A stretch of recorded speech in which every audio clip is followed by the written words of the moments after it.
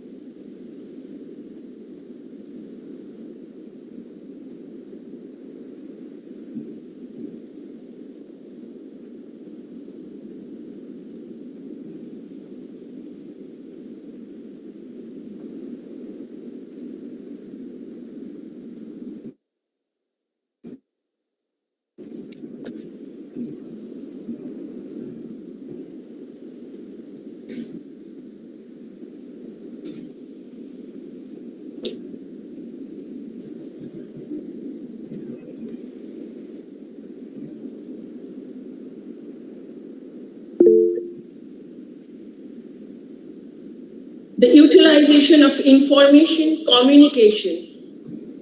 communication technology is very important.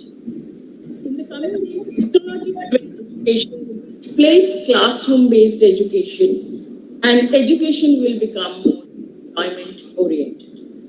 Our college will be going in for the third cycle of NAAC accreditation very soon. And information shared by our speakers in today's seminar will help us to go forward. With a very efficient IQAC and NAAC team in our college, I'm sure the college will be steered to greater heights in the near future and will be able to incorporate the policies laid down in NEP. Thank you.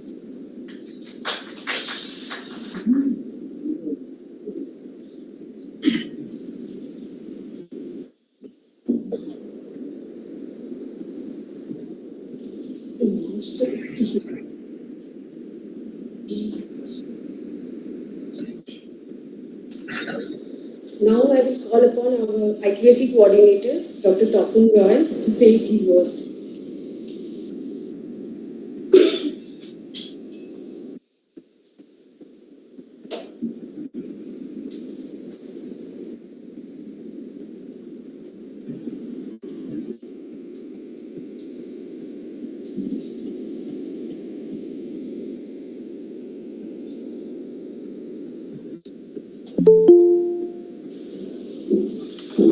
Good morning, everyone. I would like to convey my regards to the TIC madam and my best wishes to all of you.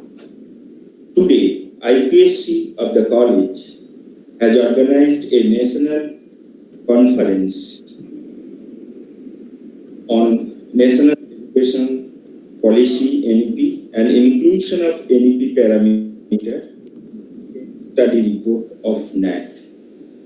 As we all know, our state is going to implement NEP in this session, and we all are very eager to know about the new system to be introduced in the teaching learning system and also to the accreditation system too. I warmly welcome both the speaker, Dr. Shamanto from Pune, MICMAR, and Dr. T.K. Ghora, JDPI Vikas Bhavan, Government of Bengal. I am really very happy and grateful to both of them for accepting our invitation. So, listening from today's speakers, you can clear your doubt by asking question to the expert. Hope we all will be very much benefited from the resourceful speeches of both the speakers. Thank you.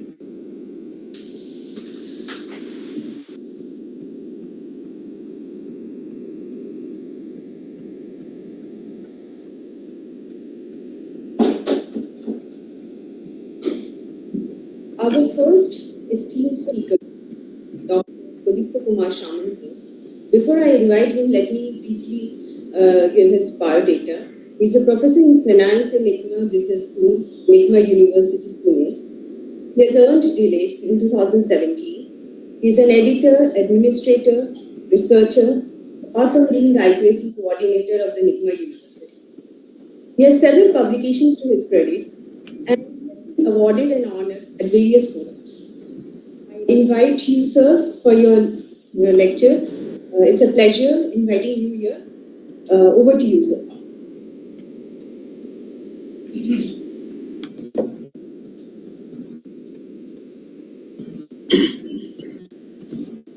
Very good morning to all of you. Am I audible to all of you? Yes, sir.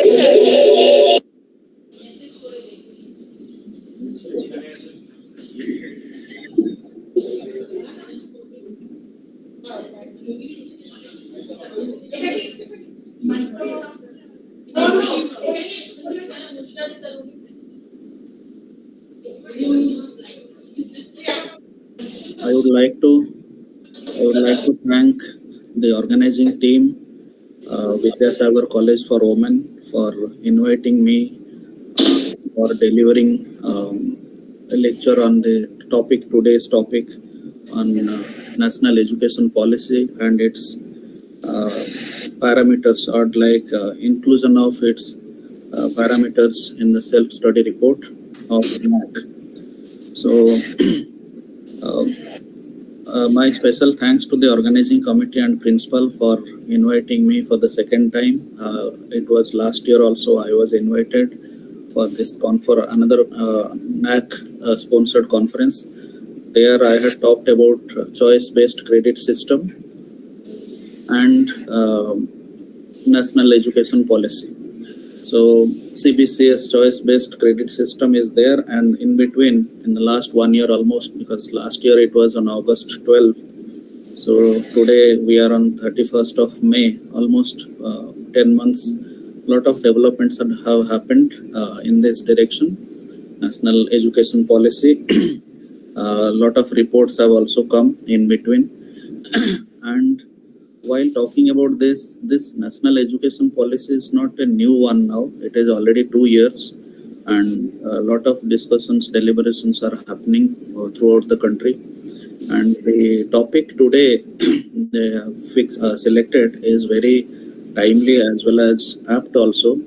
Looking into the implementation of, because every state government, they are talking about implementation of national education policy at their level, at their respective states. Some of the states already have started. Most of the states, they are going to start or implement it from 2023. And when we look at the implementation strategy as well as the steps to implement, even UGC as well as Ministry of Education also are taking cognizance of the implementation strategy as well as the problems that are being faced by these higher educational institutions throughout the country. So, as all of you are aware of, it is not that I need not to talk about what is national education policy and what are its. It is already there in the public domain, and lot of things are, and all of you, your college and most of the colleges are also, they are doing this accreditation process. So in the process, more or less, people are aware of this. So I will not talk about what is national education policy. Rather, I will highlight about the aspects that we are covering, or the other aspects, recent developments in this on this front of implementation of national education policy in our country. So after almost more than 3 decades, this policy came in India.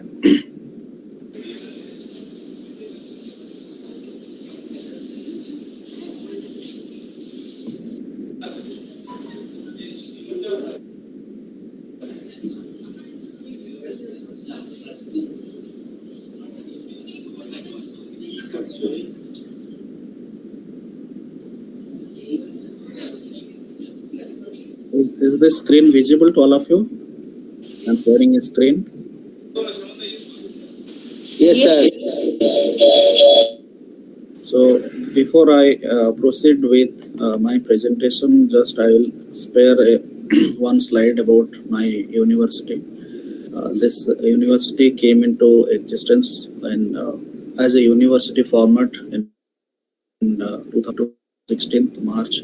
Before to that, for last 4 decades, it was there as a institution. There are 5 schools are there. 1983, this institute was established under the Societies and Public Charitable Trust. It operates from 2 campuses, Pune and Hyderabad.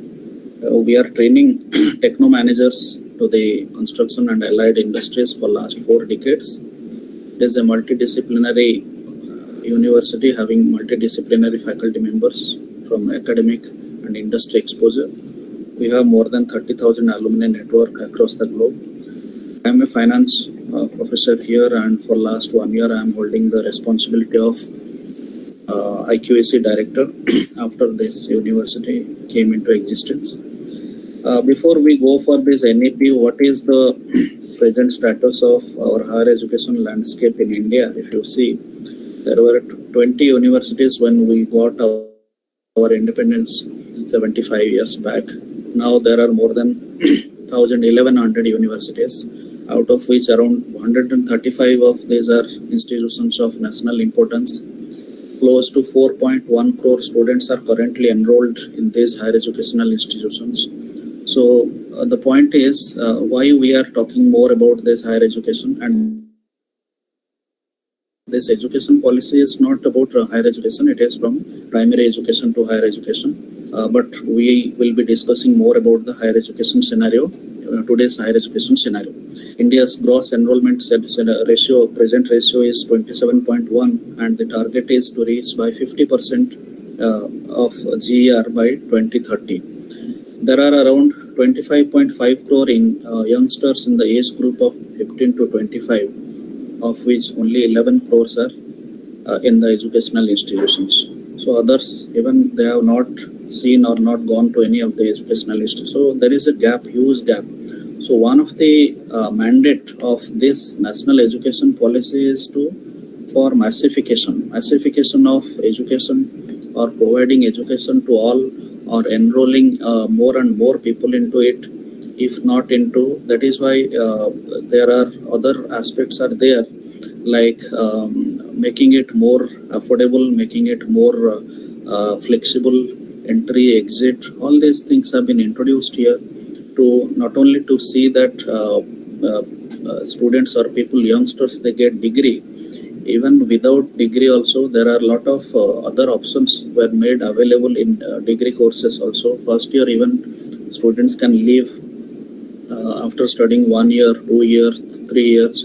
In every year, end of the year, if they don't want to come back again for the second year, they are also being provided with some diploma or certificates, so that they can get some skill-based job, and even like knowledge creation, knowledge generation, and knowledge dissemination and into practice. So if you look at all these 4 aspects, national education policy gives more importance to these aspects.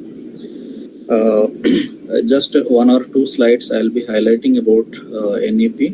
It lays emphasis on good human beings capable of rational thought and action, possessing compassion and empathy, courage, resilience, scientific temper, and creative imagination with sound ethical moorings and values. Similarly, it also gives emphasis on producing engaged, productive, and contributing citizens for building an equitable, inclusive, and plural society as envisaged by our Constitution. So, this also envisions an education system rooted in Indian ethos that contributes directly to transforming India, that is Bharat, sustainably into an equitable and vibrant knowledge society by providing high quality education to all and thereby making India a global knowledge superpower. At the same time, if we look at, we are talking about national education policy and our budget and how much we are spending for all these activities or the higher education. So there is a dismal, disturbing figure here. If you look at the gross percentage of research and development expenditure in terms of higher education, we are far behind than the other countries. Like the top, if you see worldwide, the average spending on research and development expenditure is around 2.63%, whereas in India it is only 0.66%. And I think other countries like South Africa and others are below us, but there are countries like Israel having 5.44% of R&D expenditure, South Korea 4.81%, USA 3.45%, Japan 3.26%, Germany 3.14%, China 2.40%. So for a long time we are talking about GDP, percentage of GDP spending for our higher education 6%, but we have not yet even reached 2% of our GDP. So spending of research and development, because higher education also talks about more about the research and development and other aspects also. So when we see about this implementation of national education policy, or when it had different aspects for different categories of the society and the people.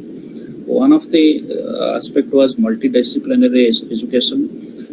For the first time, the policy talked about holistic and multidisciplinary education system aiming at developing practices of developing capacities of human beings, intellectual, aesthetic, social, physical, emotional, and moral in an integrated manner.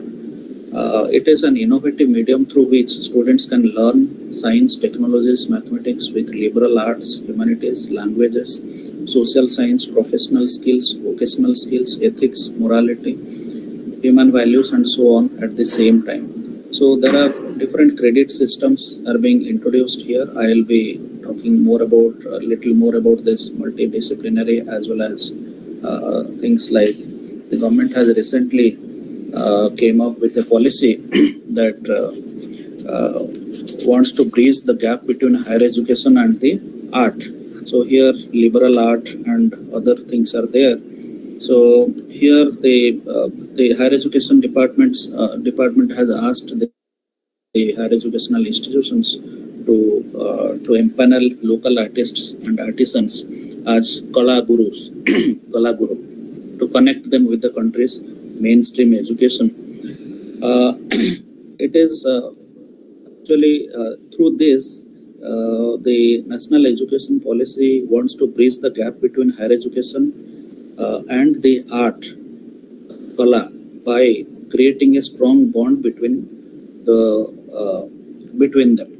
And the analysts also say that the current education system shows it is operated in a mechanical way, and the draft policy, the policy also says that it is not only lacks of emotions and feelings, but also limits to co-curricular activities. So by introducing this, or by empaneling these people like those who are like local artists and artisans, the students will get the maximum benefit but at the same time, the art forms will also get new dimensions and they will not get extincted. That is another aspect also. What will be the role of these artists and artisans? They will be, they may lessons, workshops, practicals, trainings, etc. They have also the policy guideline also made clear about their categories: Paramasti, Guru, Paramaguru, and Guru. These are the three categories. So for recruiting or empaneling of these gurus by these higher educational institutions or panel impaneling, and there will be a committee who will be carrying out the selection process. So for this Paramasti category, the artist should be a Padma awardee or have won prestigious honors of national or international level with experience of not less than 20 years. Similarly, the Paramaguru category, the candidate should have won at least one national or state level government recognized award and an experience of at least 10 years. The Guru category will cover artists who do not come in the above categories and have at least 5 years of experience. So with this, what will happen? Not only the students, they will get maximum benefit through this our ancestral or our own culture, history, culture, and other art forms, other forms, and they will get to know about this. And if they were having some interest into this, that this will continue, because we have our legacy of having a deep-rooted culture, and with this, through this, not only this, the art forms will also be there, and it will be preserved for the next generation as well. When we are talking about the implementation of national education policy, and even it is also the parameters of NAAC parameters, which are related to the 7 parameters, that how it is related to this today's national conference topic. Recently, the government has, I think very recently, 15 days back, they came up with developing a portal called UTSA. UTSA is undertaking transformative strategies and actions in higher education. This will have through this portal, they are going to collect and track the implementation of NEP at various higher educational institutions. Since the portal will collect information from higher educational institutions focused on 10 major thrust areas. These thrust areas are multidisciplinary and holistic education, digital empowerment and online education, skill development and employability,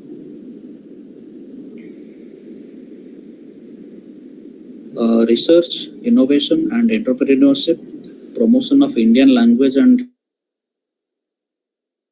Indian. These are some of the areas or multidisciplinary or holistic areas, thrust areas on which the Utsaha website will be collecting information from all higher educational institutions. And while doing this, there is NEP implementation task force is also being formed, or every higher educational institution need to form the national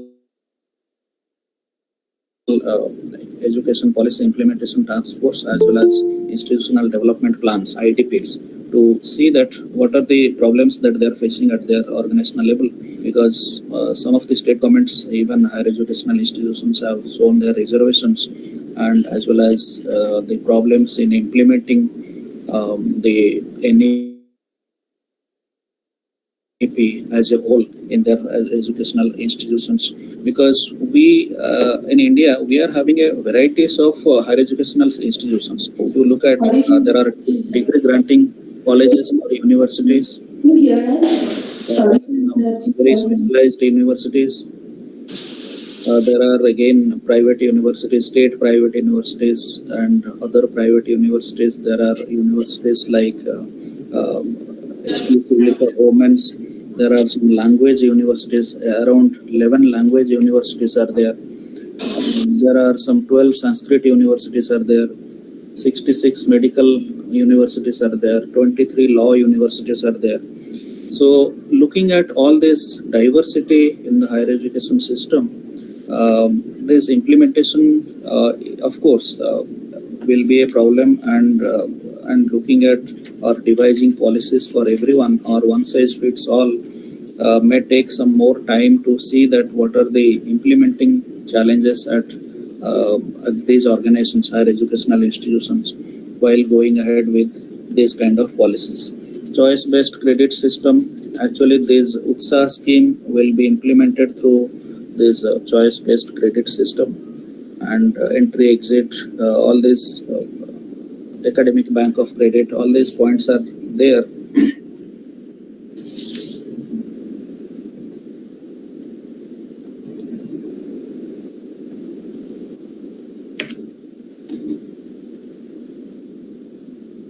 To all of you. Hello. Yes. What slides are not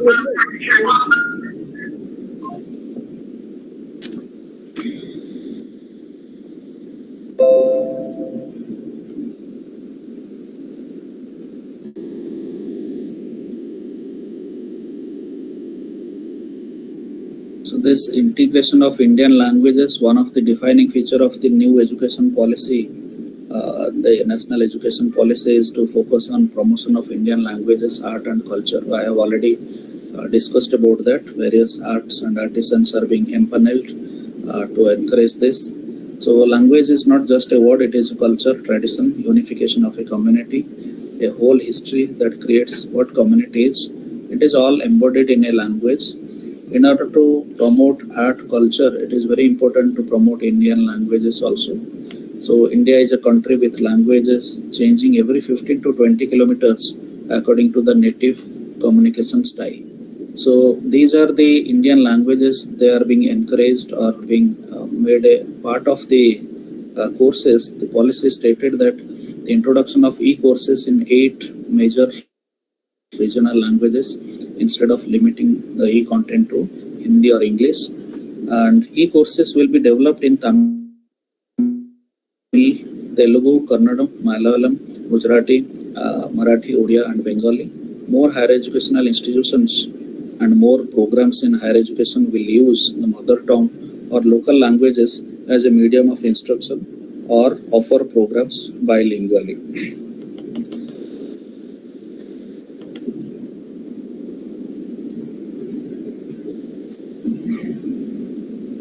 We are now in Industry 4.0. So how it has transformed from 1.0 to 4.0. In the previous electricity era, Education 1.0 was all about learning from a teacher. The teacher played the central role while the student was the recipient of knowledge and was very passive. The role of teacher has changed from being an instructor to that of a mentor, coach and collaborator. And Education 4.0, the student is at the center of the entire learning process. So we call it as a student-centric education system, where the teacher need not to be just like a teacher where was playing the central role and student was just listening only. Rather, here it will be the student who will be at the center, and the teacher need to be very like a different role in this fourth generation of our education. So need of the hour, when we talk about the curriculum with the right mix of technical knowledge, social sciences, ethics, leadership skills and design elements, the curriculum also should be tightly integrated with out of the class learning. Our credit framework system, when last time I had presented, the credit framework system was not designed. Now government has come up with this national credit framework system also. Number of credits, number of teaching hours per credit, and all these things have been defined now. Faculty training and quality enhancement initiatives. Since 2014, the government under this Pandit Madan Mohan Malviya training scheme, they are doing it through almost 100 centers throughout the country. So faculty training, updating, upgrading, learning or training for quality enhancement initiatives are being taken, steps are being taken for that. Need to connect with the real world problems instead of just going through the books and talking to the theoretical aspects. And connecting to the real world problem is taking them to various real world situations and asking them or exposing them to such scenarios and situations and expecting some kind of solutions from them or opinions from them, so that they will be it will be like knowledge, application of knowledge. So knowledge creation or knowledge dissemination is a part of that, but when we see this application of knowledge, that also needs to be embedded into our teaching learning process or system. Shift from publish or perish culture to embrace the patent, publish and prosper culture. So in that regard, just I want to tell you about the current status of our this publication or research and development output. I have already told you the figures. If you look at the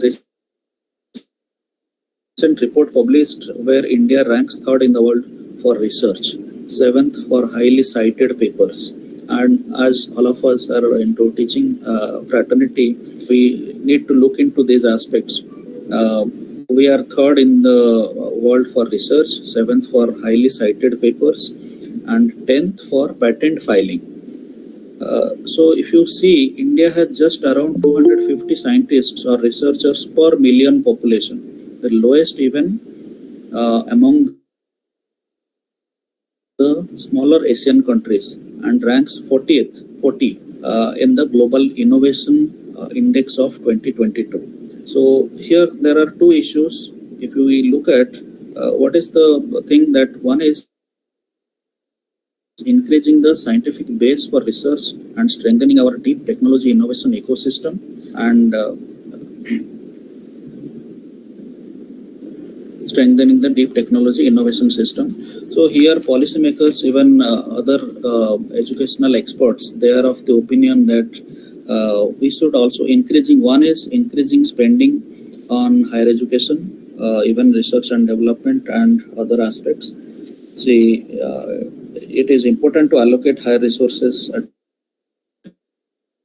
a percentage of GDP, at least 2% as compared to 0.7% on R&D, and spend this money wisely for expansion and excellence through formation of higher education commission comprising leading academicians and institution builders in the country. And similarly, some other aspects are like mandate industry spending for R&D. There are some good examples are there. US universities started this kind of funding for research and development for these academic institutions almost 100 years back, and the result is that the Nobel laureates, and if you see number of patents for higher educational institutions and all, they are well ahead of any other countries in the world. So overnight we may not be able to achieve that kind of things, but yes, since this national education policy talks more about this even innovation in higher education and research and collaboration and all these things, so we can definitely expect that even industry bodies they will come forward for even NEP also expects the same thing, but only thing is it should be done through a policy framework by the government, so that industry people, or it will be a kind of made compulsory, mandating them to spend their problems or share their problems with the academic institutions and get it raised, and funding for research and encouraging this academia for better collaboration with the industry. Through this there will be a more industry academia collaboration, as well as both will thrive in the long run, and we can also expect the similar kind of output like as we are seeing in the Western countries, the number of Nobel laureates and even patents and innovations that we can see here as well from the Indian higher educational institutions. collaboration with industry to carry out research in advanced areas such as AI, quantum computing, robotics. I have already discussed about this. Now, the other points are encouraging multidisciplinary research in academic institutions. Academic institutions should become idea factories, results in thriving of innovation, and institutions should be locally engaged and globally networked. Locally engaged for their local problems to resolve their local problems. Globally networked means depending on various technologies that are being developed across the globe, using those technologies, solving the local problems, the problems that are being faced locally problems. That is what I have already repeated twice, thrice, that knowledge to wealth is knowledge dissemination, creation. First is knowledge generation, then dissemination, then again put into practice. So while doing all these things, for this choice-based credit system that we have already discussed last time, about that, this is one of the many aspects that that National Education Policy talks about, even Academic Bank of Credit. Here, there are little connections are there with other policies that are being formed through this National Education Policy. One is there are few new steps that National Education Policy has taken. One is establishment of a National Digital University. So if you see National Digital University aspect,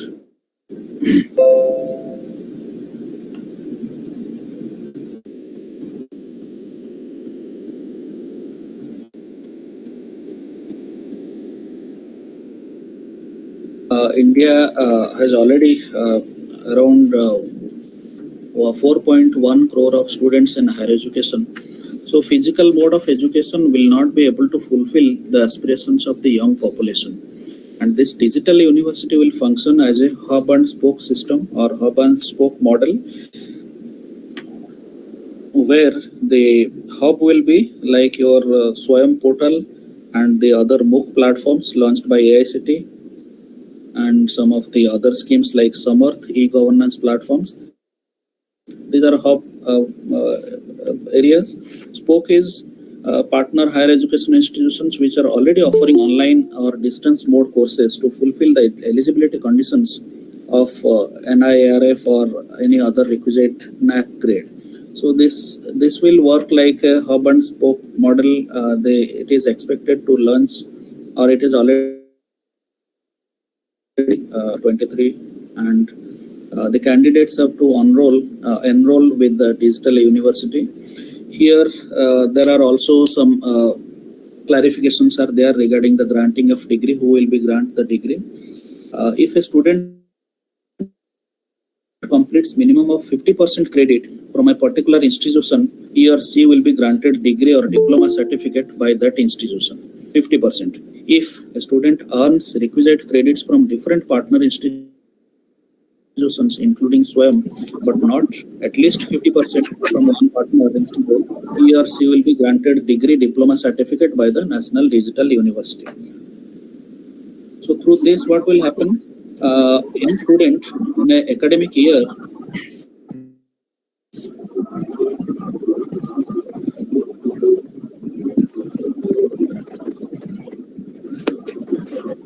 Am I audible to all of you? Some disturbance, I have sound disturbance.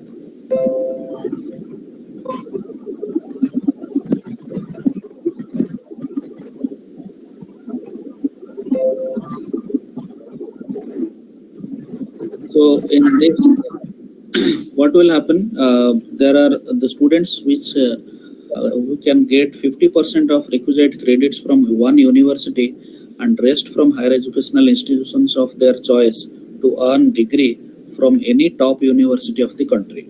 So this is another advantage, because this has the National Education Policy has made it very liberal.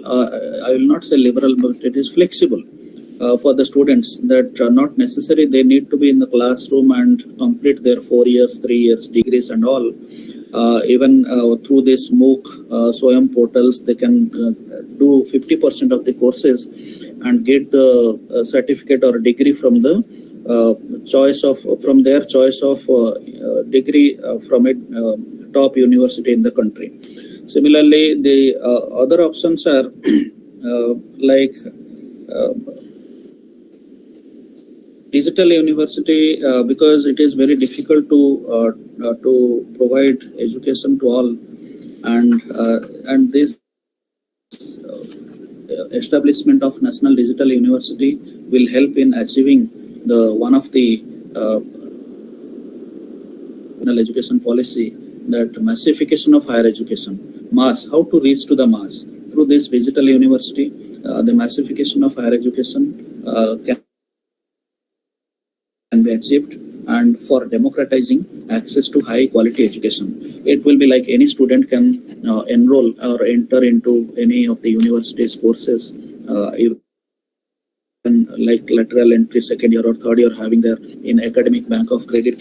If they have completed a course, then that credit is there in their ABC, academic bank of credit. No one can take it away. So with that, they can continue in the same university with these credit points and take a degree from the university of their choice or higher educational institution of their choice. Similarly, some more things that may come in 23 also, like institution of a Higher Education Commission of India, HECI. So these are the two major developments for 2023, which again National Education Policy mandated to come up with a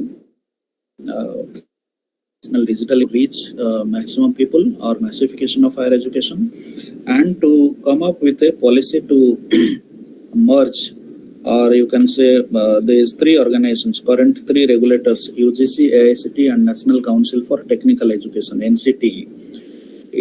All three of them will be subsumed into a much needed synchronization of various regulations required to coordinate, determine and maintain the quality of higher education in India.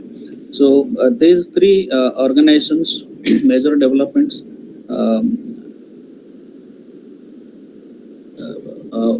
that we have already discussed about digital university, about this Higher Education Council of India.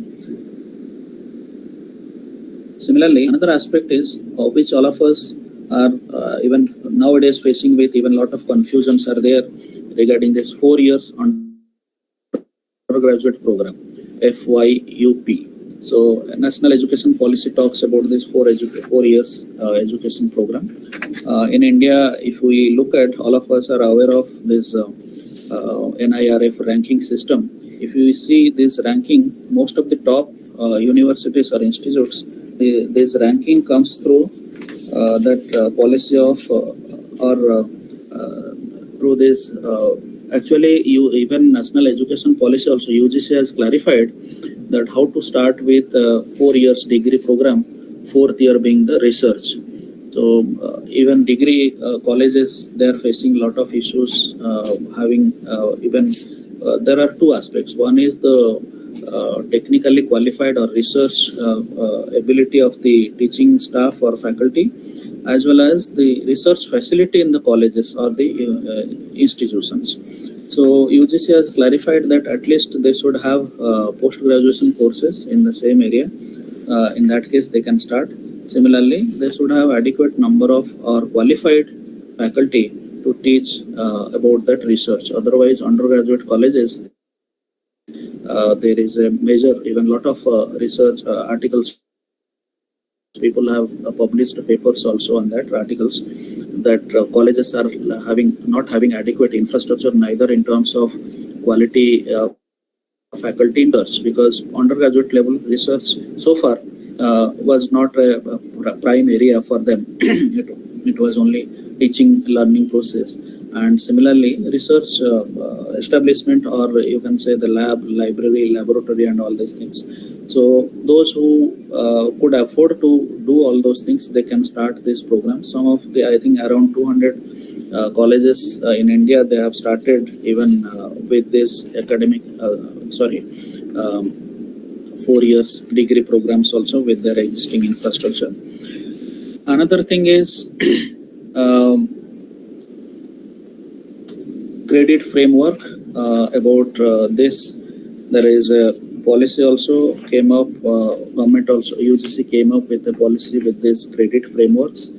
I'm not going with the slides because these are latest developments. I could not prepare slides on this, but just I am referring to various newspaper reports and other things published recently, as well as direct reports published from Ministry of Education and even NAAC and other agencies. So the one is about the National Credit Framework, NCRF Credit Framework. This comprises of school education qualification, higher education qualification, skill qualification framework. So it starts from school to PhD level also. So there are different credits are being given at different levels. So higher educational level starts from 4.5 and ends at level 8. So 4.5, 5 and 5.5. These are 3 years bachelor's degree, and similarly the level 6 corresponds to the 4-year bachelor's degree. 6.5 and 7 are for master's degree, and 8 is for PhD degree.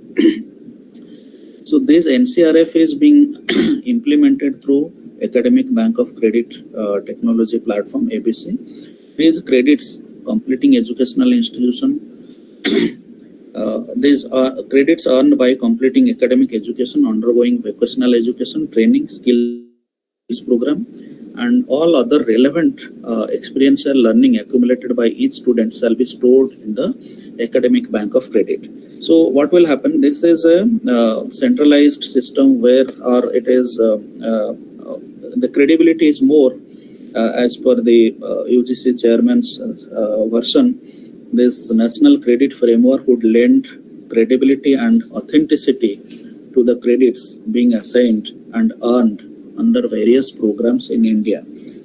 Because as I have said, there are so many types of educational institutions are there, because how to draw a parallel, like what kind of education they have provided or offered.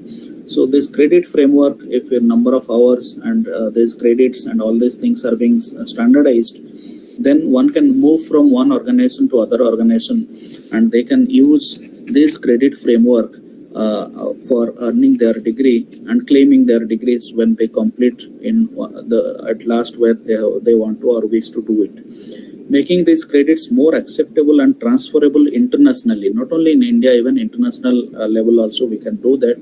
Students can claim this from their Academic Bank of Credit. International equivalence and transfer of credits shall be enabled through various multilateral, bilateral agreements between respective regulators of the countries concerned. So these are some of the processes that have been undertaken by the government as well as even UGC also to draw various equivalents, not only at national level, at international level also. So transfer of credit, creation of equivalence, and which will enable various multilateral, bilateral agreements, whatever are required, they'll be doing it.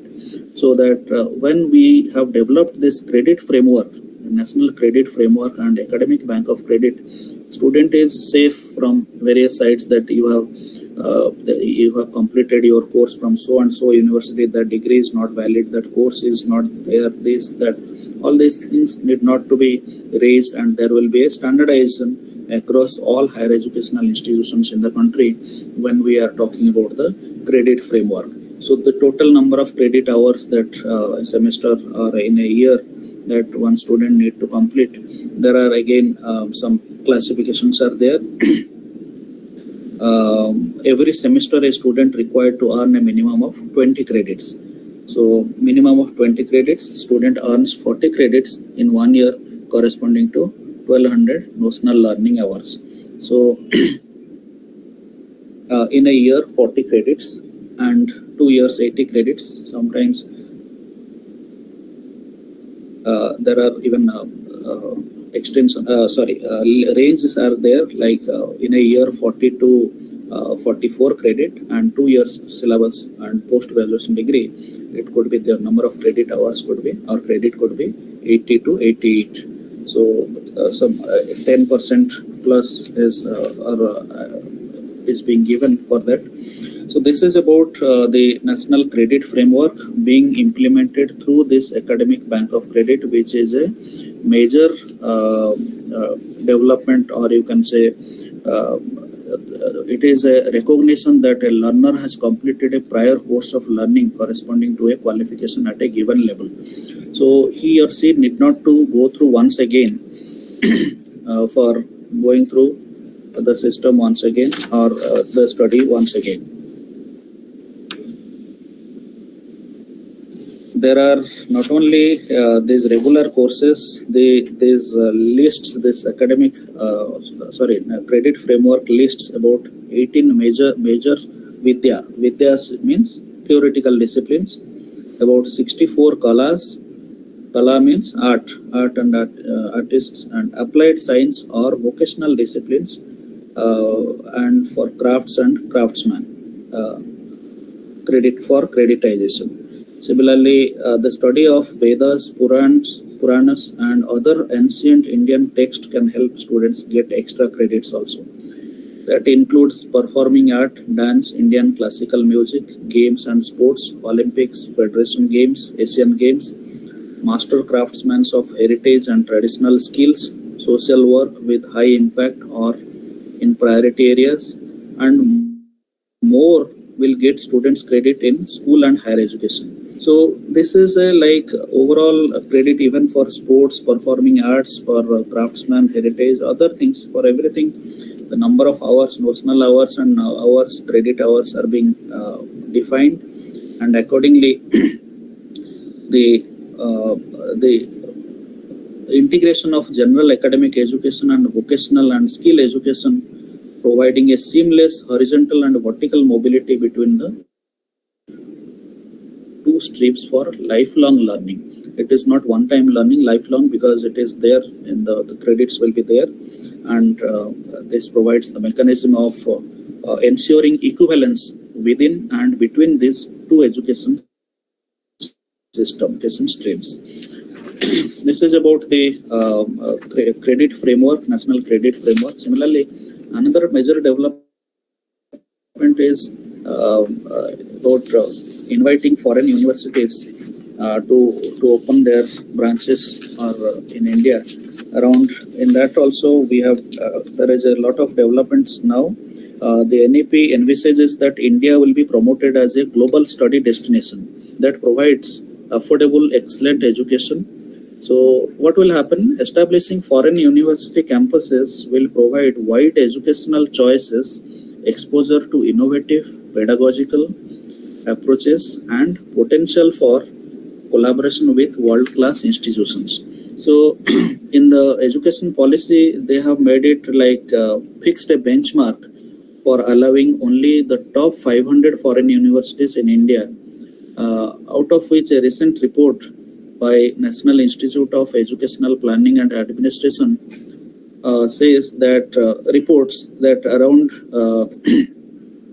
several universities in the top 200 rank have expressed their interest in considering India as a destination. So with this, what will happen? There is a evidence for the need of foreign higher educational institution campuses in India, at least in two aspects. What are those two aspects? First is such campuses will foster healthy competition among Indian institutions to better their standards and establish world-class institutions. This is one. Second is the institutions of eminence have made considerable progress in multidisciplinary teaching and research, leveraging technology for effective teaching learning, developing state-of-the-art facilities, and promoting the internationalization of higher education. So these two are the major thrust areas, or you can say the foster for these foreign higher educational institutions when they come to India. These are the preliminary benefits, or you can say it will create a healthy competition and multidisciplinary progress, teaching learning process, research, collaboration, all these things will happen. So in the process of quality education, massification of higher education, both. It is not that only massification of higher education, even quality education also. when we are talking about this credit framework, we are talking about even it is there in this slide only. We talked about COPO mapping, course outcome, program outcome, and even there's multidisciplinary education following this Bloom's taxonomy of while setting the question paper, while even setting our COPO course outcome program outcome, even learning outcomes. That is another aspect of this national education policy. LO, learning outcome, or outcome based education, OBE. All of us are aware of that OBE, outcome based education. What is the outcome of this education? It is not that only students have enrolled and they will be getting a degree. Degree has no value if it is not creating any outcome of that. So degree is not the outcome. Rather, now that is why it has been made multi-entry, multi-exit system. At any point of time, even after completing 1 year in one place, the student may opt for the other institution or HEI of his or her choice and may get it. So these are the different gradings under that. These are the learning outcomes, systematic framework for focusing and structuring the teaching and assessment process. It provides a statement of course goals that can be shared by lecturers and students. The use of outcomes shifts the focus to the potential learnings of the students as opposed to the behaviors of the lecturers. So learning outcomes provides a basis for developing assessment tasks and criteria. These are the basic components, a verb to indicate as precisely as possible the nature of the learning that is expected. So in the Bloom's taxonomy, if you will see, by learning this subject, the student will be able to analyze, the student will be able to apply, the student will be able to use or implement, and all this understand, remember, analyze, evaluate. So if you see these verbs, appraise, argue, defend, judge. So when we are finalizing or looking at our course objective and program objective, our learning objectives will be very much clear from that. This is a word to indicate the topic or skill level required, and the words to indicate the context or standard of performance that is expected. These are some of the program specific outcomes: grooming the students, mentoring the students, inculcating the spirit of out-of-box thinking among the students, developing domain-specific managerial capabilities with a blend of analytical, digital, and behavioral competencies, promoting interpersonal sensitivity for collaborative working. Similarly, course outcomes are like understand and analyze the annual reports of a company. When I am teaching financial management, I will definitely expect my student, after attending the lectures, they will be able to understand, analyze, or reading of a financial statement of a company. Similarly, understanding the concept, methods, and techniques of management accounting, developing competency of usage of management accounting concepts in managerial decision making, understand the principles and techniques of financial management, understand, analyze, evaluate, and develop the analytical abilities and financial management areas, apply the financial management knowledge and skills in decision making process in corporations. So when they are going through comprehensive syllabus or a course, then these things, even there are capsule courses are available, skill based courses are there, even there are ability enhancement courses are there, which will no need of studying so many things. If they want to read just one part of this or one software or one any practice oriented course, that is also possible. That is how they get through those courses and get the certificates, even diplomas or any other normal certificates also. So when we are talking about their total employability skill, there are not only this teaching technical skills only, interpersonal skills are required, intrapersonal skills are required, technical or job specific skills are required, and cultural skills are also required. Each organization navigating work done differently, so that is how every organization is different. Their cultural behavioral aspects are different. Accordingly, they need to adjust into the organization. listening, speaking, presenting the information like that. That is interpersonal. Intrapersonal is comfortable with the uncertainty, manage resources, time and money management. And technical or job specific skill is that comes through your courses or through different courses.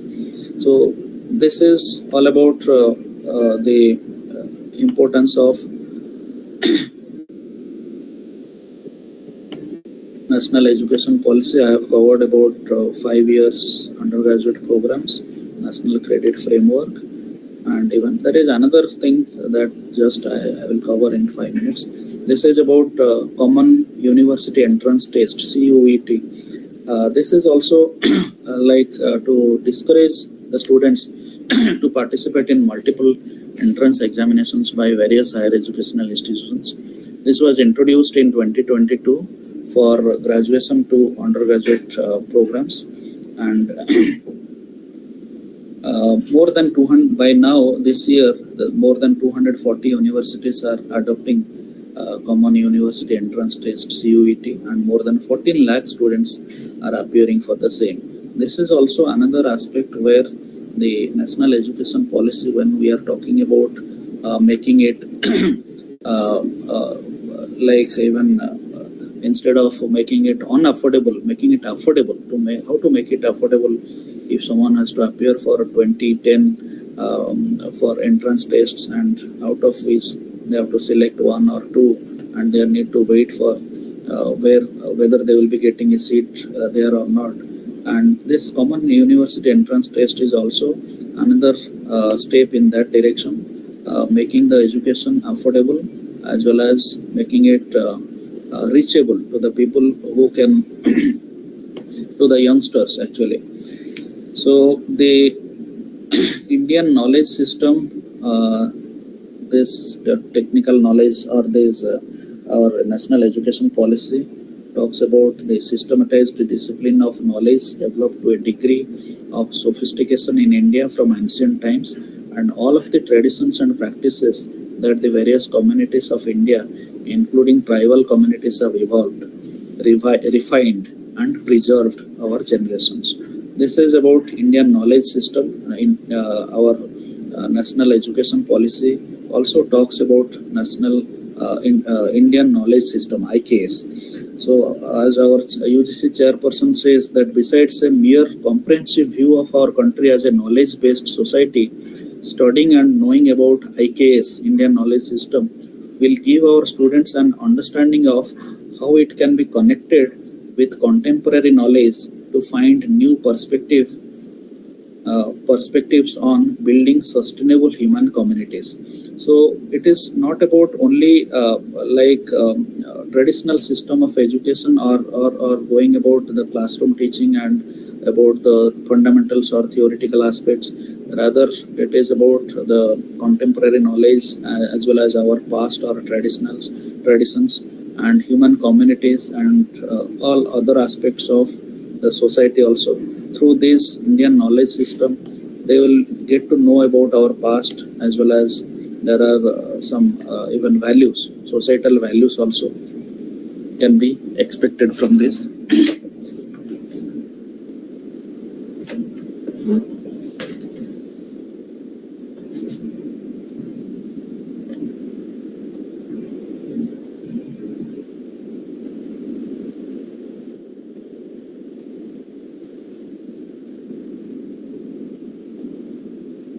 So this SSR, the second part of that is SSR, how it will be helpful, because there are 7 criteria are there. If we look at the curricular aspects, teaching, learning, evaluation. Third one is research, innovation and extension. Fourth one is infrastructure and learning resources. Fifth one is student support and progress, governance, leadership and management, institutional values and best practices. If all these criteria, if you look at what we discussed about credit framework and teaching, learning framework or evaluation, even research, innovation, extension, they are talking about these foreign universities, or even I spoke about the collaboration with the industries for research and development. Similarly, infrastructure and learning resources, the National Education Policy Implementation Strategy that UTSA talks about more about that implementation of NEP by introducing or developing creating a NEP implementation task force at every organization, as well as institutional development plans to offer multidisciplinary programs, as well as to monitor and track all these things. So these are in that direction only. Similarly, student support and progression. When we are talking about first year, second year, third year, then fourth year is honors, then allowing the students from leaving or joining at any of the point of the time. Governance, leadership and management, because most of the times the leaders in the organizations, they are it depends on the organization how they lead the organization. So very much required. If you look at governance, the things are like institutional vision and the leadership.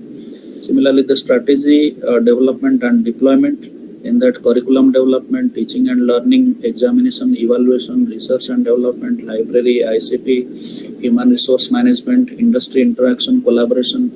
These are all required at the organizational level for this criterion 6 for governance, leadership and management. Overall, the organization need to put a tick mark on all these aspects and where they are lagging, because there should be a need gap analysis also, where we are good or we are doing good and where we are lagging. The organization can find out all those things. Similarly, implementation of e-governance, planning and development, administration, finance, then student administration, examination. This is also comes under your governance leadership criterion 6. Criterion 7 is about even 6 is very lengthy, even faculty empowerment and strategies, and even financial management of and resource mobilization. Similarly, funds, grants received from management, non-government bodies, individuals, philanthropists. When it can happen, when there are collaborations are there with other organizations, foreign universities, foreign organizations. Even the institute can float their own research funding and other things also. Similarly, internal quality assurance system, where academic and administrative audits, whether academic and administrative audit has been done or not, or is being a practice in the organization or not. What efforts are being made by the university or the organization to promote autonomy in the affiliated colleges or for colleges, if applicable. Similarly, activities and supports from the parent-teacher association, development programs for support staff, post-accreditation initiatives, mentioning at least 3.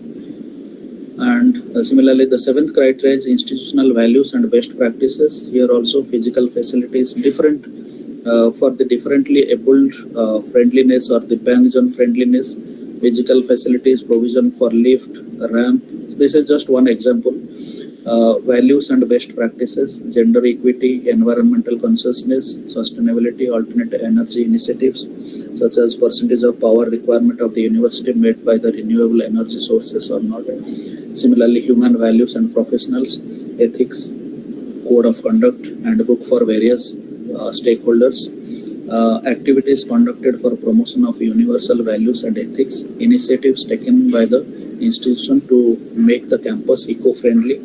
Similarly, best practices, at least 2 best practices, institutional best practices. So, when we look at this national education policy and these primate criteria of this NAAC, 7 criteria, most of the things it is like NAAC criteria were already there.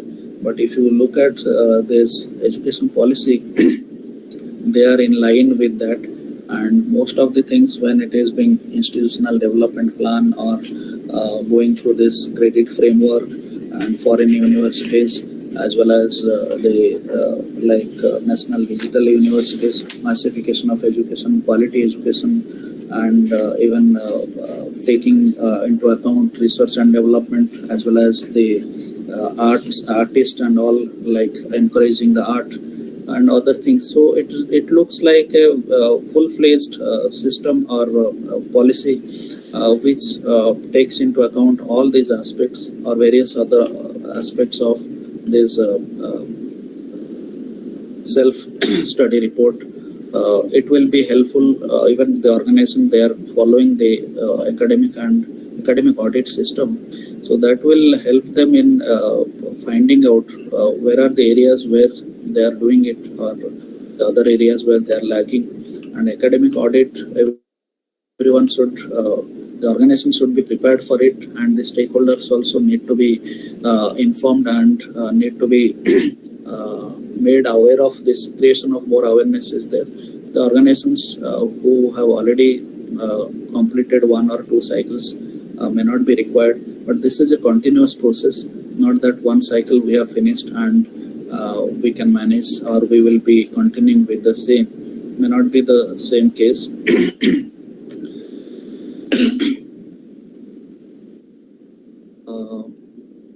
I think I need not to discuss about the criteria, other initial criteria like research, teaching, learning process, student examination or enrollment and profiling, like following the digital systems and the ERP or other things in the organization, academic flexibility, curriculum enhancement, feedback system. When we are talking about feedback, again, 360-degree feedback organizations, they are also in the process of or they are taking 360-degree feedback, various stakeholders, students, teachers, employees, employers, alumni, parents. So when we see the degree feedback, that also helps the organization in self-correction or making themselves correct as and when are the areas where they are lacking. And the research innovation, also innovative ecosystem, as I said, even R&D and even the patents and other things. The individual organizations also need to, it may not be all the time from the government. The organizations, HUIs, the faculty or the departments, they also need to create opportunities for themselves for research and collaboration with the industry, so that industry also comes to them for solving their problems and as a problems also, and some funding also they get in the process. Like we are doing a very good thing in the startups. So in the patents also, similar way, patents also can be created, or researchers at the higher educational institutions, academics, while solving the problems of the industry, day-to-day problems or even long-standing problems, they can also enhance their personal as well as organizational, institutional research activities also. That helps in achieving a higher score for this accreditation process. It need not to be always for the score, but yes, we are targeting for a higher score every time. But when we address all these issues in terms of yes, it is good that there is a formal way or for presented formats are there, and if we go on taking and looking at each and every parameter, automatically things gets addressed and the score of the organization becomes higher, and they can expect more even better scores even next time. Organizations, when they get lesser score in the next cycle, we cannot always say that laxity on their part. There are other, I heard about some of the institutions, 2-3 organizations, universities, they got lesser score. In the process, it has so happened that the university senior faculty members, professors retired during that cycle. Around 10% people retired. And when we are not counting their contributions as well as new people are being taken not at that level, there are different reasons are there: change of leadership, retirement of the existing staff or the faculty members or professors. Similarly, even other criteria are there, other reasons might be there. But yes, if we look at national education policy and following this in a letter and spirit, true letter and spirit, it will be useful for the for achieving a higher score in that. So with this, I'm taking a leave from all of you. I am again thankful to the organizers for giving me an opportunity, second time for putting forth my points regarding this national education policy, because this is a evolving one. Maybe by this time next year also we will get some more things about this. So this is, we need to go along with this, as well as need to update ourselves regarding the developments that are happening in this front. So thank you once again, the organizers, for this opportunity, and all other participants also. Hope I could make some of the points, or I have addressed some of the issues that was required, as well as part of this theme of this conference. Thank you once again.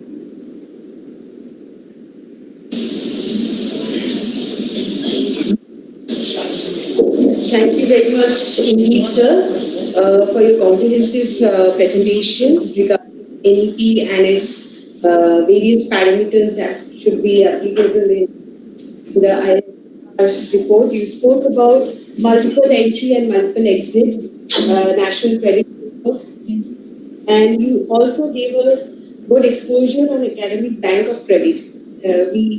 This will definitely help us to understand what should be our priorities for the future.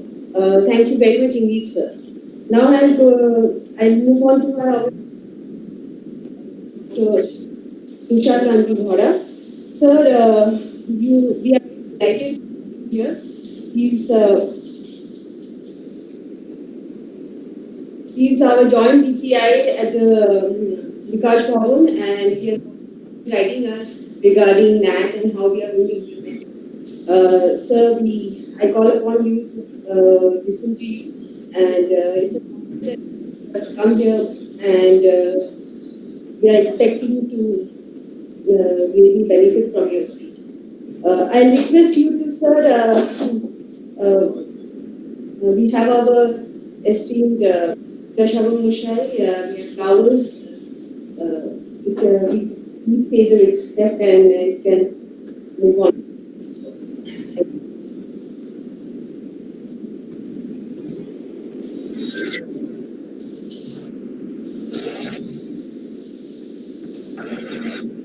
Please come on the podium.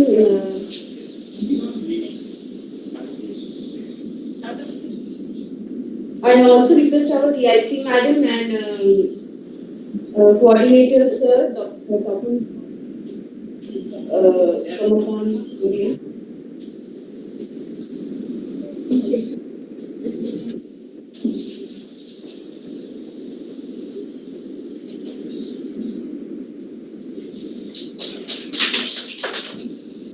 I request our Choitali to felicitate him.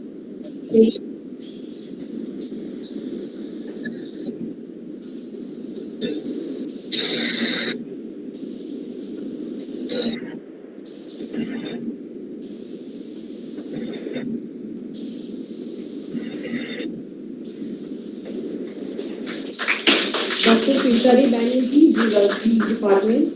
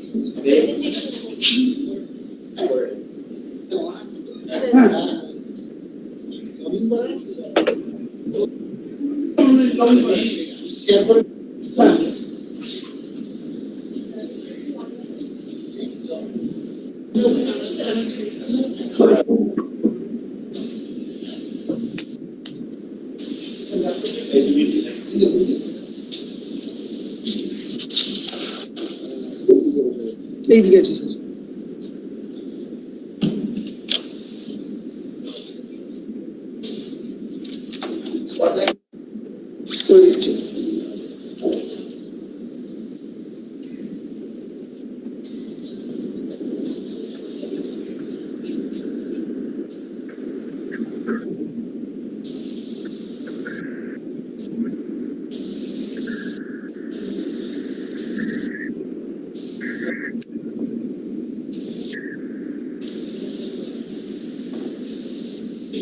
অনলাইনে আছে।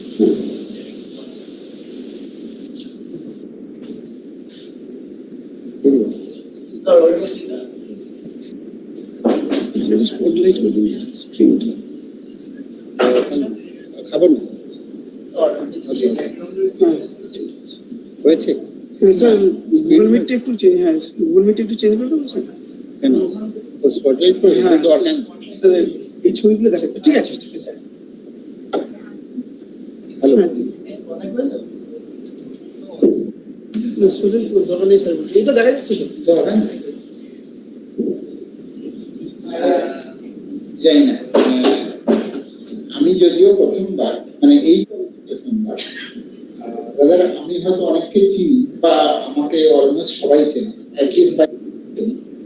তো জানি না, ওরা যখন বললো তখন আমার মনে হয়েছে যে ওরিয়েন্ট করা ভালো এই ছবি থেকে সব। তো বেসিক্যালি দেখো, আমি এইটা বলছি, আমি আগের স্পিকার শুনিনি, তো আমি কয়েকটা কথা বলে নিই, তারপরে বলবো আস্তে আস্তে। বলবে যে অ্যাক্রিডিটেশন হঠাৎ করবো কেন, বা করার কি দরকার আছে, বা না করলে আমার কি হবে, আমার কি স্যালারি বন্ধ হয়ে যাবে? হ্যাঁ, অ্যাবসলিউটলি না। স্যালারি বন্ধের সাথে অ্যাক্রিডিটেশনের সম্পর্ক হয়তো সরাসরি হবে, কিন্তু না হলে যে কি কি অসুবিধা হবে সেগুলো আস্তে আস্তে করে দেবে। তবে অ্যাক্রিডিটেশন করাটা জরুরি। কেন জরুরি? না, ধরতে পারো যে অ্যাক্রিডিটেশনটা এরকম একটা জিনিস যে আমরা ধরো কেউ একজন একটা শার্ট পরে এসছো, কেউ শাড়ি পরে এসছো, সবসময় তুমি যখন কিনতে যাও তখন তুমি কি মনে করো, তোমার পারসেপশন কি করে, বা তোমার ব্যাক অফ ইউর মাইন্ড কি প্লে করে? যদি ছেলেরা শার্ট কিনতে যায় সবসময় ভাবে বেমন্সে গেলে কেমন হতো, না হলে অন্তত একটা ভালো ব্র্যান্ডে কোথাও যাওয়া, ভালো কোথাও শপিং এ যাওয়া, মানে ভালো কোনো কেন হঠাৎ ওই মানে কোশ্চেন নিজেরা কোনদিন করে দেখেছো কেন? বলে হ্যাঁ, অনেক ভ্যারাইটি করে, silly silly question, silly silly answer. Actually তুমি কি চাও যে তুমি যে ড্রেস আপটা করছো সেটা লোকে দেখে বলুক ভালো, এর বাইরে কিছু না।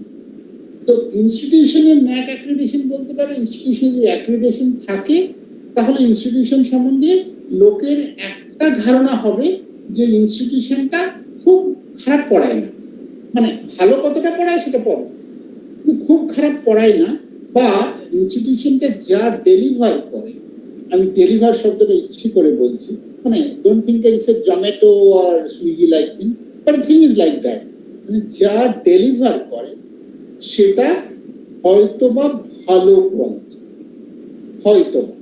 হয়তো বলছি না, রিয়েলিটির সাথে অ্যাকচুয়াল ডিফারেন্স থাকবে, সো হয়তো। তো বেসিক্যালি আমি কতটা ভালো বা আমি কতটা ভালো ডেলিভারি দিচ্ছি সেটাই আমার অ্যাক্রিডিটেশনের স্ট্যাটাস। এর বাইরে কি, যদি অ্যাক্রিডিটেশন না থাকে কি হবে, তাহলে আমার ডেলিভারি কি, nobody nose. This is the one aspect, মানে মেজরলি আমরা যাচ্ছি। এখন যেহেতু আমাদের দোরগোড়া এনইপি চলে এসছে, বা টুডে অর টুমরো হয়তো অ্যানাউন্সমেন্ট হয়ে যাবে, আমি ইচ্ছে করে টুডে টুমরো বললাম, যে NEP is active from this administration. হলে আমার কি হবে, হলে যা যা হবে সেগুলো আমি যদিও আগে স্যার স্পিকার পুরোটা শুনিনি, আমি কয়েকটা জিনিস বলে দেবো যে হলে কি কি হবে। হলে এটা ঠিক যে আমার স্যালারি বন্ধ হবে, আমি আবার সবাই আমরা মাস্টারমশাইরা একটা জিনিস বলি, আমার ফ্ল্যাটের ইএমআই আছে, আমার ছেলের পড়া আছে, আমার গাড়ি আছে, এই আছে সেই আছে করে আমার স্যালারিটা যেন কোনোভাবে ঠিক সময় আছে, মেজর কনসার্ন। আচ্ছা, সত্যি সত্যি কি তুমি ভেবে দেখো যে তুমি যে ছেলে মেয়েদের পড়াচ্ছ তারা পাশ করে যাওয়ার পরে তাদেরকে কেউ অ্যাকসেপ্ট করবে না, অ্যাকসেপ্ট করবে না ইন দ্য সেন্স, যদি এনইপি চলে আসে তাহলে এমন কোন ইনস্টিটিউটের কোন পাস আউট স্টুডেন্টকে আরেকটা ইনস্টিটিউট অ্যাকসেপ্ট করবে না যদি সেই ইনস্টিটিউটের না অ্যাক্রিডিটেশন। দেখো এইটা বোধহয় সব থেকে বেশি কষ্টে ইভেন তোমার স্যালারিটা। তো এই সেন্সে আমার অ্যাক্রিডিটেশন কিন্তু থাকা জরুরি ইনস্টিটিউশনে, রাইট? আমি তত্ত্ব কথাতে যাচ্ছি না, ফেলে যাবো এগুলো নিয়ে ভাববো। এনইপি মোটামুটি এই 6টার উপর হাইলাইট করে। একটা মাল্টিডিসিপ্লিনারি, মানে কি বুঝি, এই ধরো সাম কলেজ অফ কমার্স, এটা থাকবে না। মানে প্রত্যেকটা ইনস্টিটিউশনে অন্তত একটার বেশি ডিসিপ্লিন থাকতে হবে, রাইট? অর্থাৎ যেহেতু একটার বেশি ডিসিপ্লিন, এই কলেজ সবকটা ডিসিপ্লিন আছে আমার ধারণা, আমি জানি না, কমার্স নেই তাহলে দুটো, তার মানে এর একটা পসিবিলিটি আছে, পরে আসছে। তার মানে আমাকে সবসময় মাল্টিডিসিপ্লিনারি হতে হবে, না হলে কি হবে, না হলে লোকে আমাকে স্ন্যাচ করবে। মানে অন্য কোন একটা ইনস্টিটিউট বলবে বাবা তুমি আমার কাছে এসো, বা আমার এইটা উইক আছে তো তোমার সাথে আমি কোলাবোরেট করব। আমার সেক্ষেত্রে হবে কি, লোকে যদি আমাকে স্ন্যাচ করে নেয় তাহলে আমার আইডেন্টিটি থাকবে না, তার মানে আমি আমার আইডেন্টিটি লস করব। সেটা বোধহয় বেশি ঝামেলা বা বেশি কষ্ট। তোমার স্যালারি কিছু হবে না, তোমার ইনস্টিটিউশন এখানেই থাকবে, তুমি এখানেই পড়াবে, এখানে এনজয় করবে, বা হয়তো বলবে 3 দিন ওখানে পড়াও 3 দিন এখানে পড়াও, থিংস লাইক লিটল জাম্বল, এর বাইরে কিছু না। কিন্তু আমার আইডেন্টিটি থাকবে না, মানে ভিসিএফডব্লিউ থাকবে না, মানে এই নামে আর কেউ জানবে না। That is also an alarming. তার মানে মাল্টিডিসিপ্লিনারি আমাকে হওয়াটা দরকার। আমি বলছি না যে আমাকেই হতে হবে, বাট কিন্তু হওয়াটা দরকার, এটা বেশি কাজে। এবিসি নিয়ে স্যার অনেক কিছু বলেছেন, আমি আমার ধারণা লাস্ট অন্তত একটা সেন্টেন্স থেকে মনে হলো, skill development, this is one of the thrust area, যেটা আসছে কি করে আসবো পরে বলবো। অ্যাপ্রোপ্রিয়েট ইন্টিগ্রেশন অফ আইকেএস, এইটা শুনতে বলে স্যার আমরা তো আইকেএস এ আছি, কারণ আমার ইনস্টিটিউশনে একাধিক ল্যাঙ্গুয়েজ পড়ানো হয়, তো আমি তো আইকেএস এ না। আমি একটা লাইন জিস বলি শুধু, যদিও আমি ওকে বলেছি আমি এনইপি নিয়ে বলবো না, বাট আইকেএস এ বলা হচ্ছে যে প্রত্যেকটা সেমিস্টারে আমি যা যা ক্রেডিট নেব সেই ক্রেডিটের অন্তত 5% থাকবে আইকেএস। আইকেএস জিনিসটা কিরকম না, ধরে নাও আমি হিন্দি জানি না, তো আমাকে হিন্দির প্রাইমারি নলেজটা শিখে নিতে হবে। দ্যাট ইজ শর্ট, মানে তোমাকে 1+2 এই 3টে ল্যাঙ্গুয়েজ তোমার 6টা সেমিস্টার, এই 3 বছর পড়ি, মানে 3+2 তে যাই, আর যদি 4+1 এ যাই তাহলে 4 বছরের মধ্যে আমাকে এটা শিখে নিতে হবে। 1+2 মানে 3টে ল্যাঙ্গুয়েজ আমার কাছে অ্যাটলিস্ট ফান্ডামেন্টাল নলেজ থাকবে। যেমন যারা যারা বিদেশি ল্যাঙ্গুয়েজ শেখো, বিদেশি ল্যাঙ্গুয়েজে দেখো প্রথমে একটা সার্টিফিকেট নিতে হয়, তারপর একটা ডিপ্লোমা নিতে হয়, তারপরে তুমি চাইলে গ্রাজুয়েশন করতে পারো বা হায়ার করতে পারো। তার মানে এখানে বলছে ডিপ্লোমা অবধি তোমাকে নিয়ে নিতে হবে 3টে ল্যাঙ্গুয়েজ। মানে একদিন অব্দি আমরা কি শিখেছি, একটা অল্টারনেটিভ বাংলা, অল্টারনেটিভ ইংলিশ, আর আমার যে কোনো একটা, বাট এই 3টের মধ্যে একটা definitely your mother tongue. That's the importance, মানে মাদার টাং আমার থাকতেই হবে। Mother tongue +2, one is any regional language and one is the English. তার মানে mother tongue English +1 is your things that you have to at least learn up to fundamental level, মানে ওরা fundamental level define করে দিয়েছে, তো সেটা করতে হবে।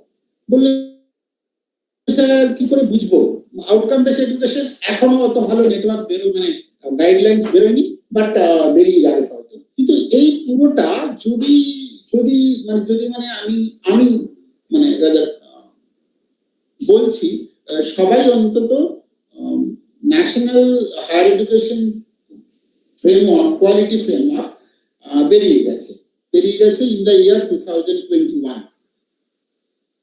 22তে একটা রিভিশন হয়েছে, ওটা অন্তত পড়ে নাও। তাতে পড়ে গেলে একটা জিনিস হবে যে আছে কি, বেসিক্যালি আছে হচ্ছে যতগুলো সাবজেক্ট আছে, যত রকম সাবজেক্ট আছে, প্রত্যেক সাবজেক্টের কোর সিলেবাসটা মিনিস্ট্রি অফ এডুকেশন ডিফাইন করে দিয়েছে। কোর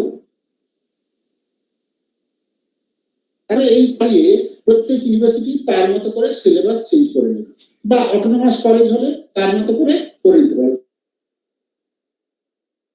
তার মানে কোন একটি ছেলে বা মেয়ে যখন পাস করে যাচ্ছে, আমি 3+2 ভাবছি 3-তে, তাহলে সে কিন্তু ন্যাশনাল কারিকুলামে কোরটা পুরো পড়ে নিয়েছে, রাইট?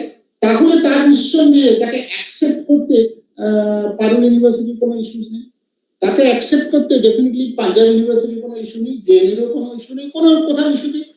যদি সে দেশে না পড়ে, তার মানে যদি সে এনইপির মধ্যে না থাকে, তাহলে ধরে নেওয়া যেতে পারে সে কোর্সটা হয়তো বা পড়েনি।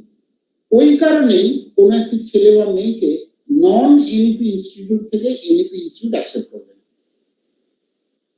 বোঝা গেল? তার মানে থিং ইজ ভেরি সিম্পল, কিন্তু করতে হবে। এখন ভেবে দেখো, মানে আমি ইউনিভার্সিটি অ্যানালিসিস করছি না, বাট ভেবে দেখো ক্যালকাটা ইউনিভার্সিটি আজ অব্দি কোর ডিফাইন করেনি, এবং 3+2 হলে কি হবে সিলেবাস, বা 4+1 হলে কি হবে সিলেবাস ঘুমিয়েও ভাবেনি, মানে ওরা স্বপ্ন দেখে কি হবে আমি জানি না, but thing is like that.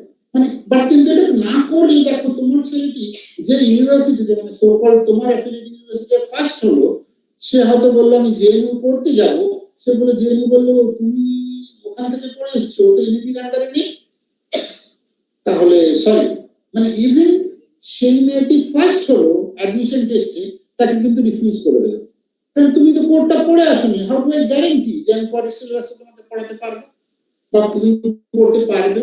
So এইগুলো হচ্ছে ডিফিকাল্টি। এই ডিফিকাল্টি গুলো যদি মানে তুলে দেওয়া যেত তাহলে হয়তো ভালো হতো।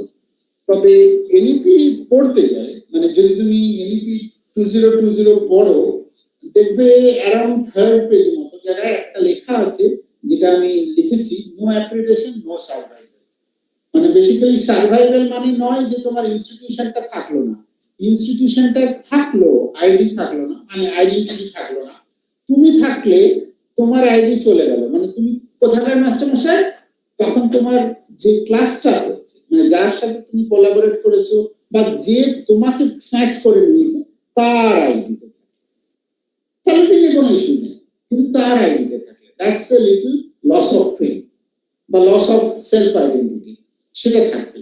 অর্থাৎ অ্যাক্রিডিটেশন না করে নিলে কিন্তু এই ইস্যুগুলো আমাদের কাছে থেকেই যাবে। অ্যাক্রিডিটেশন এই গাইডলাইনটা তো ঠিক আছে, গাইডলাইন এটা একটুখানি পিছিয়ে যা তোমার এখানে নিঃসন্দেহে একটা টিম আছে, মানে আইকিউএসি আছে বা ন্যাক কোঅর্ডিনেটর আছে, 7টা ক্রাইটেরিয়াতে 7টা ম্যানেজার আছে। আমার ধারণা তারা নিজেরা একটা ছোট ছোট গ্রুপ ফর্ম করে নিয়েছে, গ্রুপ ফর্ম করে নিয়ে তারা কাজ করছে।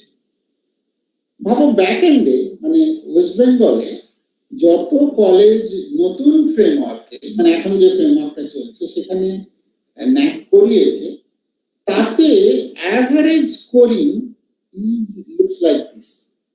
তার মানে দেখো ক্রাইটেরিয়া 3 আর ক্রাইটেরিয়া 5-এ সবাই কম কম নম্বর পেয়েছে। তার মানে আমাদের টার্গেট এরিয়া হওয়া উচিত যে ক্রাইটেরিয়া 1-2 ঠিক আছে, আমি পরে আসছি, 3-5-এ ভালো করে ভাবা যে কেন আমি যেন গ্যাপস গুলো না থাকে, কিভাবে গ্যাপস মেজার করবো আসবো পরে পরে। প্রসেস ফ্লো আমার ধারণা সবাই জানি, প্রসেস ফ্লো নিয়ে ভাবছি না। মোরাললেস যদি আজকে তুমি স্টার্ট করো, তাহলে 4 থেকে 6 মাসের মধ্যে তোমার অ্যাক্রিডিটেশন হয়ে যাবে। তোমাদের লস্ট তোমরা বোধহয় এই জুন অবধি এক্সটেন্ডেড আছে, তাই তো? 30 জুলাই অবধি একিউআরটা এক্সটেন্ড করেছে। একিউআর শব্দ ভুলে যাও, তোমার কবে ছিল? আমাদের অক্টোবর 30-এ অ্যাক্রিডিটেশনটা শেষ হয়েছে 2022-এ। তার মানে 6 মাস ধরে নিলে, 6 মাস ধরে নিলে অ্যারাউন্ড জুন বা মার্চ এপ্রিল এরকম শেষ। তার মানে যদি ডিসেম্বরের মধ্যে অ্যাক্রিডিটেশন না করা হয়, তাহলে কিন্তু আমার ছেলে মেয়েরা, মানে আমার মানে এই কলেজের মেয়েরা কিন্তু বাইরে ওপেন এন্ড হয়ে গেল। তার মানে যদি ডিসেম্বরের মধ্যে না করি, তাহলে কিন্তু যে মেয়েরা আউটপুট মানে 23-24 সেশনে যারা ভর্তি হবে, তারা কিন্তু নুহায় হয়ে যাবে, তারা কিন্তু নন হোমে আর অ্যাডমিশন পাবে না। নন হোম মানে সিইউ হোম, আদার দেন সিইউ নন হোম, তো নন হোমে কিন্তু তারা অ্যাডমিশন পাবে না। সো বি কেয়ারফুল যে আমাকে অ্যাক্রিডিটেশন করিয়ে নিতে হবে by December, at least by next March. যদি না হয় তাহলে কিন্তু তোমার এই 23-24 সেশনে কোনো মেয়েরাই আর বাইরে কোথাও ভর্তি করতে পারবে না, মানে এটা মোটামুটি শিওর। এবার আমি আইকিউএসি ফাংশনাল ইচ্ছে করে বললাম নেক্সট মার্চ কিছু না, মানে তুমি তো অ্যাক্রিডিটেশন প্রসেসে তোমাকে অন করতে হবে। তুমি যদি ডিসেম্বরের মধ্যে এসএসআর দিয়ে দাও তাহলে অ্যানাদার 3 মান্থস, মানে তো আমাকে প্রসেসে ঢুকতে হবে। প্রসেসে ঢোকা মানে বেসিক্যালি আমাকে এসএসআর সাবমিশন দেওয়া, করাটা হচ্ছে প্রসেসিং, এই দিয়ে ফার্স্ট পেমেন্টটা করা, that is the processing. Process begin না হওয়া অবধি তোমার অ্যাপ্লিকেশনটাকে কন্টিনিউটি ধরা হবে না। তার মানে যদি আমি ডিসেম্বরের মধ্যে এসএসআর জমা না দেই তাহলে কিন্তু আমিও প্রসেসে নেই। আমি প্রসেসে নেই মানে আইআইকিউ দিয়ে কিছু হবে না। তুমি আইআইকিউ দিয়ে বসে থাকো না, 45 ডেজ পেরিয়ে গেল, 50 ডেজ পেরিয়ে গেল, 3 মাস পেরিয়ে গেল, তোমাকে ইন ধরবে? ধরবে কি? আবার আইআইকিউ এ দিয়ে পয়সা দিয়ে তারপর সিস্টেমে আসতে হবে। I I Q is nothing but a entry ticket, এর বাইরে কিছু না, ইনডেন্ট করা, রাইট? যা যদি আমাকে করতে হয়, যদি আমাকে অ্যাপ্লিকেশন করতে হয় তাহলে 2-3টে জিনিস অন্তত আজকে থেকেই করতে হবে।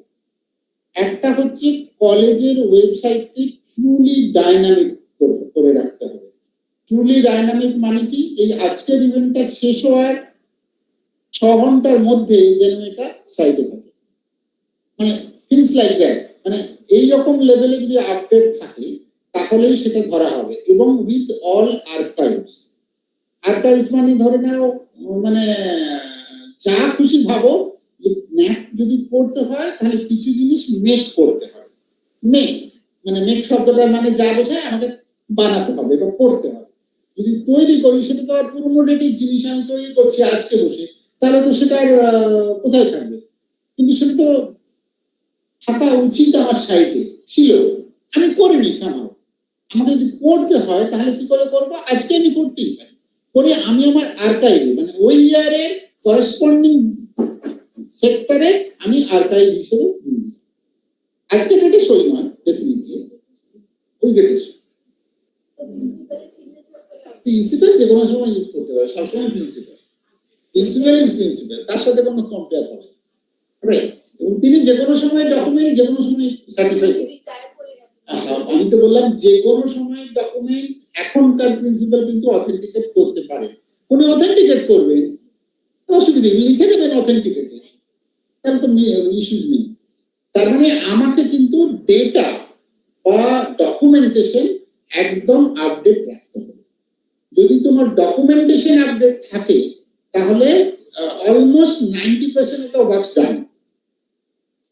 মানে সেজন্যই আমরা ইস্যু করি না, বেসিক্যালি গভর্নমেন্ট অফ ইন্ডিয়ার একটা ইস্যু আছে বা ন্যাকের একটা হেডিং এ দেখবে সাইটেও আছে, one institution one data concept.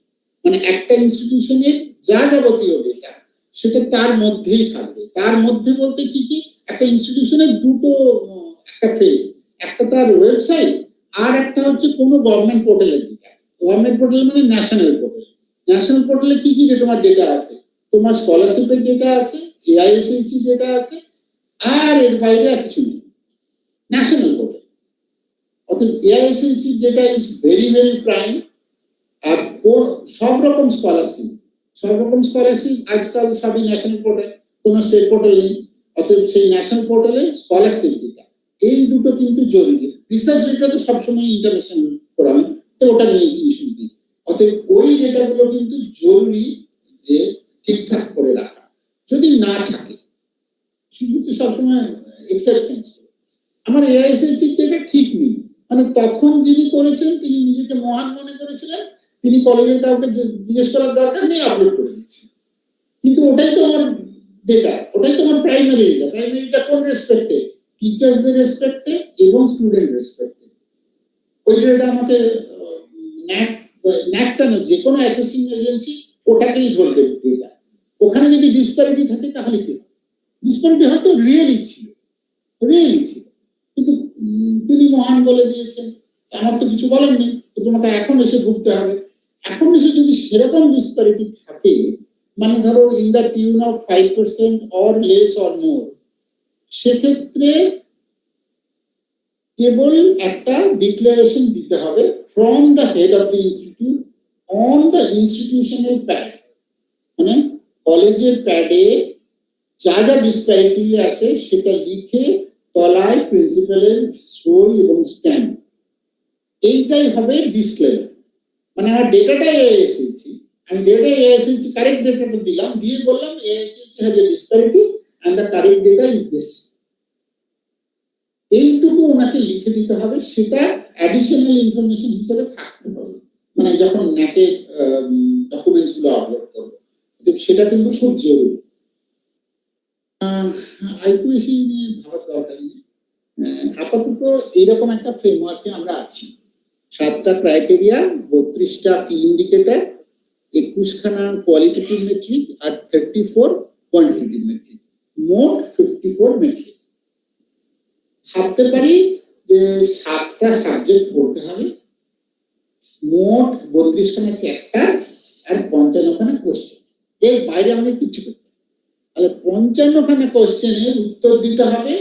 শুধু উত্তর দিলে হবে না, সেই উত্তরের সাপেক্ষে ডকুমেন্ট দিতে হবে। তো ডকুমেন্টকে আমি আমার ইচ্ছে মতো প্রক্রিয়া করবো না, একদম না। ডকুমেন্টের জন্য দুটো গাইডলাইন্স আছে, একটাকে বলে স্ট্যান্ডার্ড অপারেটিং প্রসিডিওর, সেখানে বলে দেওয়া আছে what to include, what not to include, মানে হোয়াট নট টু ইনক্লুড সেটাও বলে দেওয়া আছে। তারপরে তুমি তোমার মতো করে একটা মেক করে দেবে, তোমার মতো ডকুমেন্ট বলবে স্যার এটাই তো ঠিক ডকুমেন্ট, এরকম হবে না, কারণ কথা বলার কোনো জায়গা নেই, যা কিছু বলতে হবে অন ডকুমেন্ট। অর্থাৎ এসপি অনুযায়ী করতে হবে। এসপি দিয়ে আমি ডকুমেন্ট দেওয়ার পরে আমি কি করে বুঝবো ঠিক দিয়েছি? যতগুলো কোয়ান্টিটেটিভ মেট্রিক আছে 34, প্রত্যেকটার জন্য বেঞ্চমার্ক করে দেওয়া আছে। বেঞ্চমার্ক মানে কি? মানে কি ডকুমেন্ট দিলে আমি 0 পাবো, মানে 0টা আগে ভাবি, আর কি ডকুমেন্ট দিলে আমি 4 পাবো। Score is from 0 to 4 only in integers, not in fractions. মানে 1.23 বলে কোনো নম্বর নেই, হয় 1 অথবা 2। অতএব আমাকে কি পেলে 0, কি পেলে 1, কি পেলে 3, কি পেলে 4, সেটা স্পেল আউট করা আছে। That means benchmark is defined. অতএব বেঞ্চমার্ক এসওপি দিয়ে ডকুমেন্ট অ্যাটাচ করব, আর বেঞ্চমার্ক দিয়ে আমি নিজেকে একটা অ্যাসেস করব যে আমি কোথায় যাচ্ছি, মানে 0তে যাচ্ছি, মানে সিতে যাচ্ছি না সি এর তলায় যাচ্ছি, মানে ওর ভাষায়। Right right. এবার প্রত্যেকটা মেট্রিকে যেরকম করে ভাগ করা আছে, প্রত্যেকটা মেট্রিকে মোট ওয়েট হচ্ছে 1000। তার মানে যদি ম্যাক্সিমাম একটা স্কোর হয় 4, তাহলে ম্যাক্সিমাম স্কোর একটা ইনস্টিটিউশন কত পেতে পারে? 4000।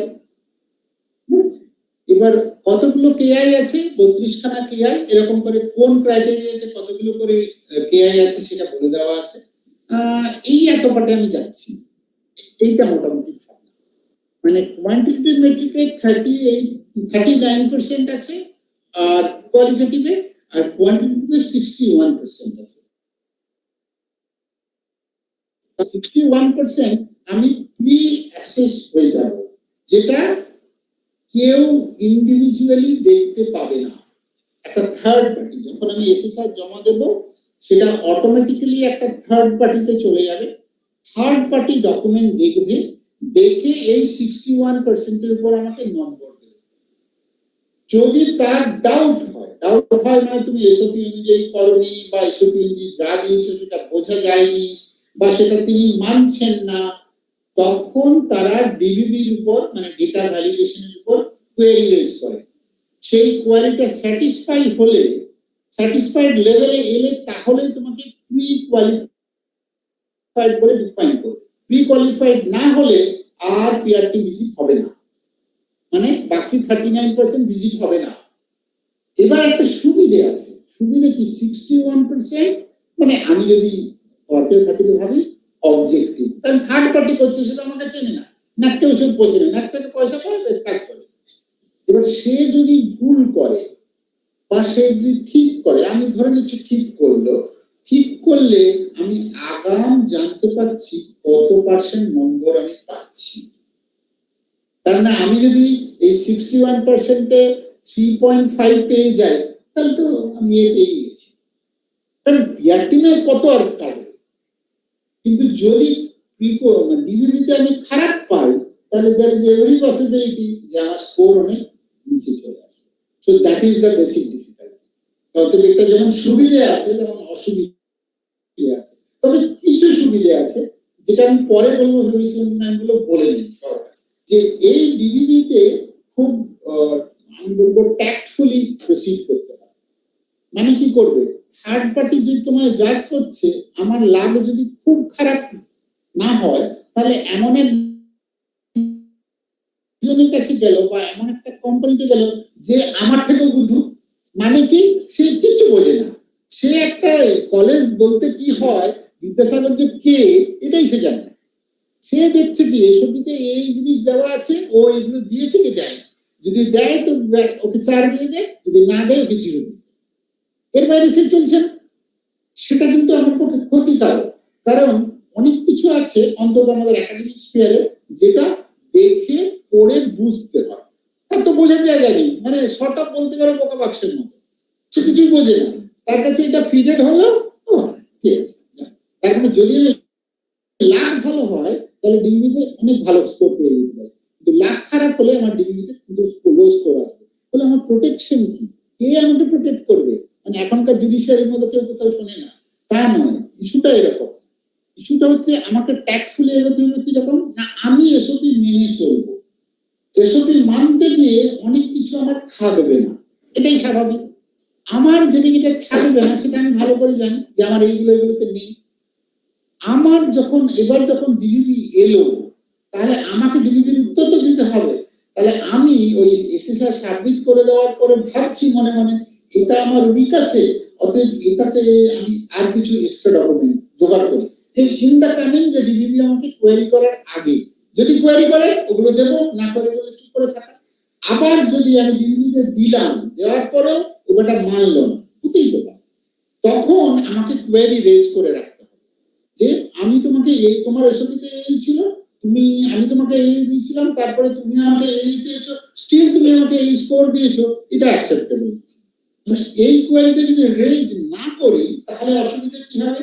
অসুবিধা একটাই হবে, তোমাকে যদি ধরে নাও অ্যাক্সিডেন্টালি অর ইনসিডেন্টালি অ্যাপিলে যেতে হয়, তোমায় অ্যাপিল করার জায়গা নেই। এইচআই কোর্টে সব যা হবে, এইচআই কোর্টে, তার বাইরে কিছু নেই। অতএব এই ক্ষেত্রে কিন্তু কোয়ান্টিটেটিভটাতে একটু ট্যাক্টফুলি এগোতে হবে। কোয়ালিটেটিভে আমি অতটা স্ট্রেস দেওয়ার দরকার নেই শুরুতে যখন এসএসআর আপলোড করবো, কারণ এসএসআর আপলোডের পরে পিটিভি হওয়ার আগের রাত্রি অবধি আমি কিন্তু কোয়ালিটেটিভ ভার্সন 2 বানাতেই পারি, মানে আমি চেঞ্জ করতে পারি, কারণ অনগোয়িং অনেক প্রজেক্ট আছে যেটা in the mean time mature করে যাবে। অতএব আমি কিন্তু অ্যাড করতেই পারবো কোয়ালিটেটিভে, কিন্তু কোয়ান্টিটিভে কোনো অ্যাড অন নেই, রাইট? অতএব সেইটা সুবিধা আছে, এই ডিটেলসে যাওয়ার দরকার নেই। আমি বলবো এরকম একটা অপারেটিং মডেল হওয়ার দরকার। মানে কলেজে সব থেকে টপে হেড অফ অফিস, তারপরে হচ্ছে নেক্সট দিদি যদি হতো, মানে দাদা শব্দটা তো এখানে বলা যাবে না, নেক্সট দিদি যদি হয় তাহলে সে হচ্ছে আইকিউএসি। আইকিউএসি কে বাইপাস করে উপরেও যাওয়া যাবে না, তলাও আসে। মানে আমার যা কিছু আবেদন, মানে in terms of even CS or any complain, or আমাকে লাইব্রেরি ঢুকতে দিচ্ছে না, লাইব্রেরি বই ইস্যু করছে না, লাইব্রেরিটা খুব খারাপ, ওর নামই বলছে, তো এত কিছু করছি, কিন্তু কোনোটাই আমি করতে পারি না বেসিক্যালি আইকিউএসি কে বাইপাস করে। মানে হেড অফ অফিসকে তোমার রিচ করার কথাই না, তুমি যা রিচ করবে সব আইকিউএসি। এখানেও বলবো অপারেটিং সিস্টেমে এরকম করে যদি ভাবা যায় যে প্রিন্সিপালের একটা জিমেল তৈরি করে দাও, আইকিউএসির একটা জিমেল তৈরি করে দাও, এই পাসওয়ার্ডটা দুজনকে চেনে, মানে প্রত্যেকে অন্যের মেলটা দেখতে পাবে, আপত্তি তো নেই, কারণ ওখানে তোমার পার্সোনাল কোনো ট্রানজাকশন নেই, যা হবে ইনস্টিটিউশন ট্রানজাকশন। আইকিউএসি এবার প্রত্যেকটা ক্রাইটেরিয়ার জন্য একটা করে ইমেল তৈরি করে দেবে। তৈরি করা শব্দটার মধ্যে মানে তার কাছেই পাসওয়ার্ড রয়েছে, তাকে মেল এবং পাসওয়ার্ডটা শেয়ার করে দেবে কোঅর্ডিনেটরকে। অতএব তাহলে কি সুবিধা হবে না, ক্রাইটেরিয়া ম্যানেজারকে বলা হবে তুমি যা কিছু করবে বা তোমরা যা কিছু করবে ईमेल में डाल दो বা গুগল ড্রাইভে ফেলে দাও।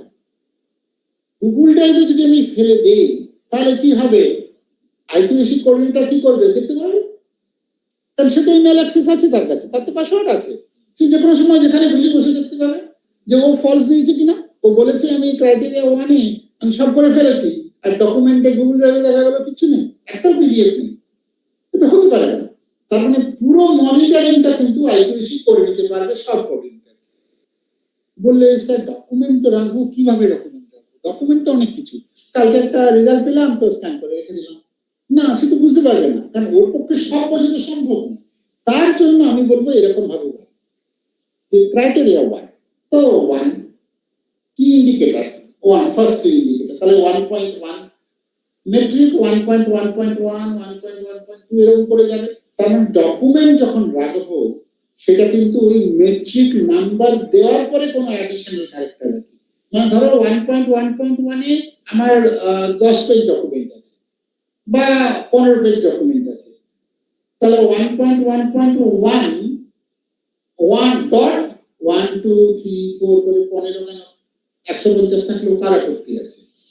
তাহলে কি সুবিধা হবে, ও কিন্তু দেখে বা প্রিন্সিপাল ম্যাডাম দেখে বুঝতে পারবে হ্যাঁ এ অনেকটা এগিয়েছে, অনেকটা পিছিয়ে গেছে, বা অনেকটা কিছুই করেনি।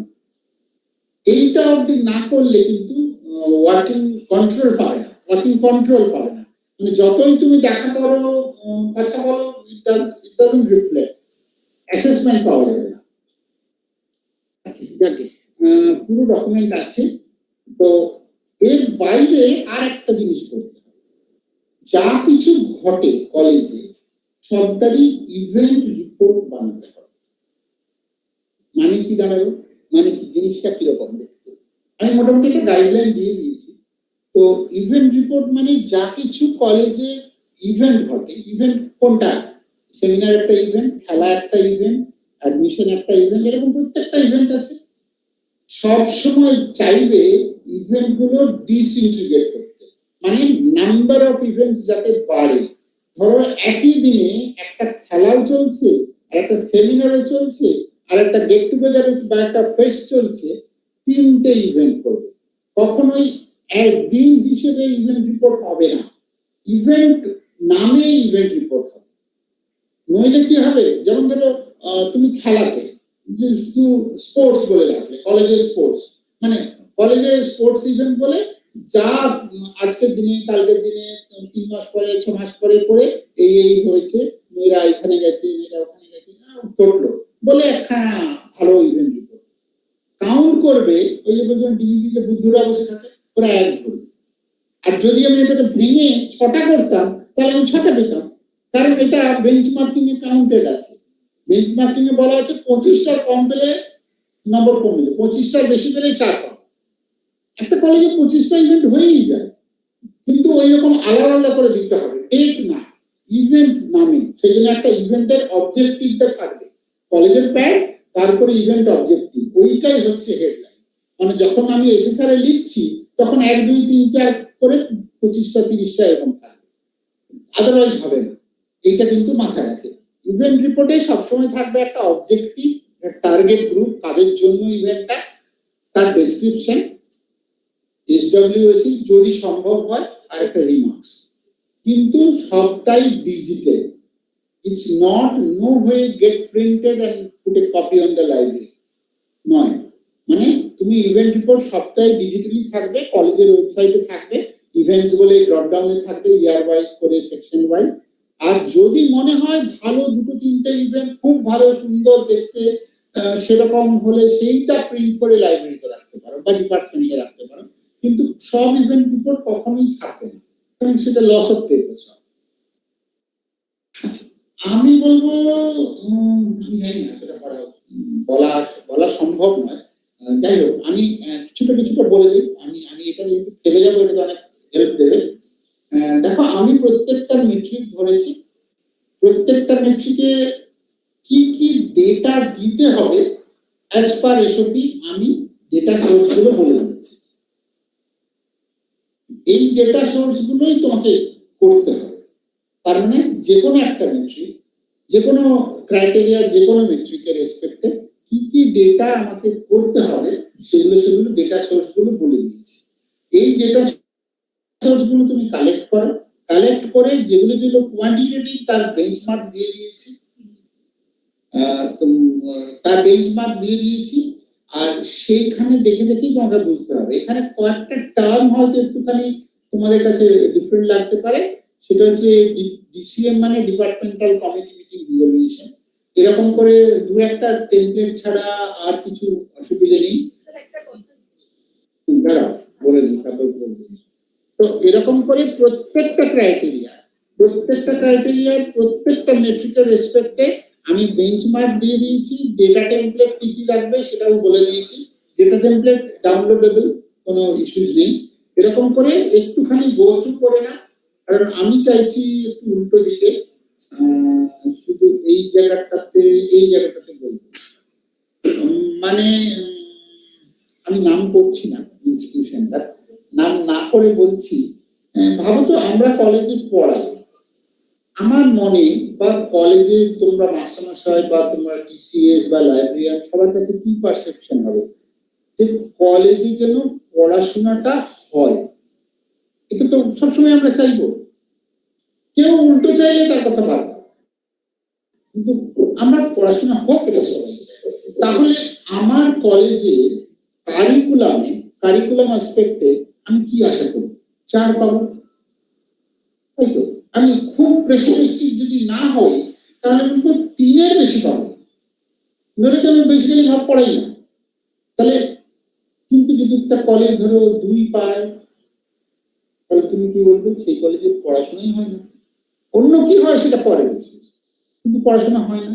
তার মানে ক্রাইটেরিয়া 1-এ সবসময় ভাবতে হবে ক্রাইটেরিয়া 1 আমি এমন ভাবে প্রিপারেশন নেব যাতে আমি 4 পাবোই।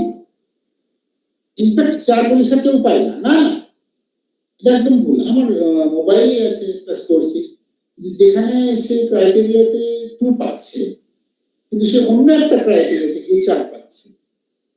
তার মানে সে বেসিক্যালি তার প্রাইম অবজেক্টিভটা সে লস করে যাচ্ছে। সে রিসার্চ এন্ড অ্যাক্টিভিটি 4 পেয়ে গেল আর পড়াশোনাতে 2 পেল। তাহলে তুমি মনে করো নিজে নিজে ভাবো যে আমি যদি পিটিপি মেম্বার হতাম তাহলে আমি কি কমেন্ট করতাম? আমি কি এরকম কমেন্ট করতাম না? আরে এরা তো ক্লাসই নেয় না, শুধু রিসার্চই করে। বলতাম কি বলতাম না? বলতাম তো। The happen is so. তাহলে তার গ্রেড কি হবে? না, ক্রাইটেরিয়া 1-এ দেখো 100 আছে। যদি আমি ক্রাইটেরিয়া 1 মানে বেসিক্যালি টিচিং লার্নিং, যদি টিচিং লার্নিং আমি ভালো পাই তাহলে তো আমি অন্যগুলো এগিয়ে যাবো, অটোমেটিক এগিয়ে যাবো। কারণ আমি টিচিং লার্নিং করতে গেলে আমার ইনফ্রাস্ট্রাকচার থাকতে হবে, আমার লাইব্রেরি থাকতে হবে, আমার এক্সটেনশন অ্যাক্টিভিটি থাকবে, স্টুডেন্ট প্রোগ্রেশন থাকবে। তোমার ছেলেমেয়েরা যদি ভালো হয় তাহলে তারা মাস্টার্স করতে যাবে কিংবা জব পাবে বা কোথাও প্লেসড হবে ভেরি নিয়ার ফিউচারে, তো সেগুলো অটোমেটিক হয়ে যাবে। সেইটা কিন্তু খুব ইম্পর্টেন্ট। আরেকটা জিনিস তোমার করতে হবে, তার মানে, এবং আরেকটা জিনিস দেখো ক্রাইটেরিয়া 2-তে প্রথমেই আছে স্টুডেন্ট প্রোফাইল, এনরোলমেন্ট পার্সেন্টেজ মানে স্টুডেন্ট প্রোফাইল। স্টুডেন্ট প্রোফাইলে কোন কলেজ কি এরকম আছে যে তার ইনটেকে 60%-এর তলায় ভর্তি হয়? খুব রেয়ার। তার মানে এবার, এবং সে এসসি এসটি ওবিসি ভর্তি করে না, এরকম সিচুয়েশন প্রায় নেই, অন্তত শহরের কলেজে নেই। সেক্ষেত্রে বলে স্টুডেন্ট প্রোফাইল যখন দেব তখন আমি কি করে প্রোফাইলটা তৈরি করব? অনলাইন অ্যাডমিশন থেকে তুমি কি পাবে না, কারা ভর্তি হলো, তারা কোন জেন্ডারে, তোমার তো জেন্ডার একটাই, তোমার কাছে কোন কাস্টে আছে আর কোন লেভেল অফ ইনকাম থেকে উঠে এসেছে, মানে ফার্স্ট লেভেল লার্নার না সেকেন্ড লেভেল লার্নার, সেটা পেয়ে যাবে। কিন্তু যদি তুমি কালেক্ট করো যে কতজন অ্যাপ্লাই করেছে, ওই সাথে কি হবে স্যার? না, আমার demand ratio over the last 5 years আমি বলতে পারবো। মানে এটা ঠিক যে এখন ধরো ফিলোজফি, মানে মাস্টারমশাই থাকলে মাফ করে দেওয়া, কিন্তু ফিলোজফি বা কি বলে হয় হিস্ট্রিতে এখনো অতটা ডামাডোল হয়নি। বিশেষ করে ফিলোজফিতে ভাবো যে লাস্ট 5 ইয়ার্সে এনরোলমেন্ট প্রায় তলানিতে চলে এসেছে, এবং সেখানে কি অসুবিধে ভর্তি হচ্ছে এটা কম নয়, অ্যাপ্লাই করছে কম। তার মানে এবার কিন্তু উল্টো দিকে ভাবো, ধরুন ফিজিক্সে অ্যাপ্লাই করছে অনেক, ভর্তিও হয়তো হচ্ছে কিছুটা, আলটিমেটলি এন্ড অফ দ্য ডেতে নেই নেই একটা দুটো চারটে। ইকোনমিক্স নিশ্চয়ই এখানে আছে, ইকোনমিক্সে নেই, কিন্তু জিওগ্রাফিতে ভাবো যত ডিমান্ড আছে ভর্তি হচ্ছে তত। তার মানে ডিমান্ড রেশিও তার যদি আমি দেখাতে পারি যে ডিমান্ড রেশিও আমার ডিক্রিজিং বা ইনক্রিজিং, বেসিক্যালি আমি ইনক্রিজিং দেখাবো, যেটা আমার পক্ষে নেগেটিভ হবে সেটা তুমি চেষ্টা করবে অ্যাভয়েড করবে, আর যেটা আমার কাছে পজিটিভ আছে সেটাকে হাইলাইট করবে। মানে তোমাকে নিজে নিজে ইনোভেটিভ ভাবতে হবে যে কিভাবে আমি আমাকে হাইলাইট করব, এটা হচ্ছে বেশি কিছু। তার জন্য যে একদিনে একটা অ্যাটেম্পটে হয়ে যাবে এরকম কখনোই হবে, মানে একাধিক অ্যাটেম্প করতে হবে, একাধিক অ্যাঙ্গেল থেকে ভাবতে হবে যে হাউ আই উইল মানে show that I am great may not be too great, but হলে ভালো অবশ্যই। কারণ এটা মনে রাখবে তোমার আগের গ্রেডের থেকে কিন্তু এবারে ভালো করতে হবে, ভালো করতে হবে, না হলে কি অসুবিধে, না হলে কিন্তু আমি বেশি টিচড হব ফ্রম পিটিভি, যদি আমি ভালো না কিছু করতে পারি তাতে অসুবিধা আছে। আর যেটা বলা ও full time teacher, student full time টিচারে এসএসসিটিটাও কিন্তু full time teacher but on contract basis, on contractual full time teacher. অতএব সেক্ষেত্রে তাদেরকেও কিন্তু ফুল টাইম টিচার লিস্টে ঢুকিয়ে দেবো। তাহলে কি হবে, তোমার নাম্বার অফ টিচার্সটা অনেক বেড়ে গেল, তাহলে তোমার স্টুডেন্ট টিচার রেশিওটা অনেক বেটার হবে। হ্যাঁ, করতে তো হবে। শুধু এইখানে একটা বলা যে 2.7.1 online SSS student satisfaction survey, এটাতে হয়তো এই কলেজে হয়তো অতটা ইস্যু হবে না। প্রত্যেকটা ছেলে মানে প্রত্যেকটা মেয়ের ডিটেল থাকতে হবে, ডিটেল মানে এই এই এই ডেটাবেসটা থাকতে হবে, এই ডেটাবেসটা, হ্যাঁ এই ডেটাবেসটা থাকতে হবে। এই ডেটাবেসটা কারেন্ট সেশনের ডেটাটা পুরো কমপ্লিট ডেটাটা ন্যাককে শেয়ার করতে হবে। ন্যাক এখান থেকে 30% মেয়েকে কন্ট্যাক্ট করবে, either through mail or through SMS. সেই এসএমএসে উত্তর দিতে হবে মেয়েদের, উত্তর দিতে হবে। উত্তর ওরা কি করে লিখবে, এটা ঠিক যে তুমি যদি থাকবে কি ওখানে থাকবে 21টা কোশ্চেন, 20টা অবজেক্টিভ টাইপ, একটা হচ্ছে ডেসক্রিপটিভ টাইপ। অবজেক্টিভ টাইপে কি থাকবে, অবজেক্টিভ থাকবে about teaching learning and institution, মানে কলেজটা কেমন, কলেজে কি কি ফ্যাসিলিটিজ আছে, এরকম ধরনের ওরা কোশ্চেন স্ট্রাকচার করে দেবে 20টা। 21টা থাকবে your observation and suggestion on the institution, মানে ওপিনিয়ন অফ দ্য ইনস্টিটিউশন। এই ওপিনিয়ন অ্যাবাউট ইওর ইনস্টিটিউশন কিন্তু difficult to write for the student.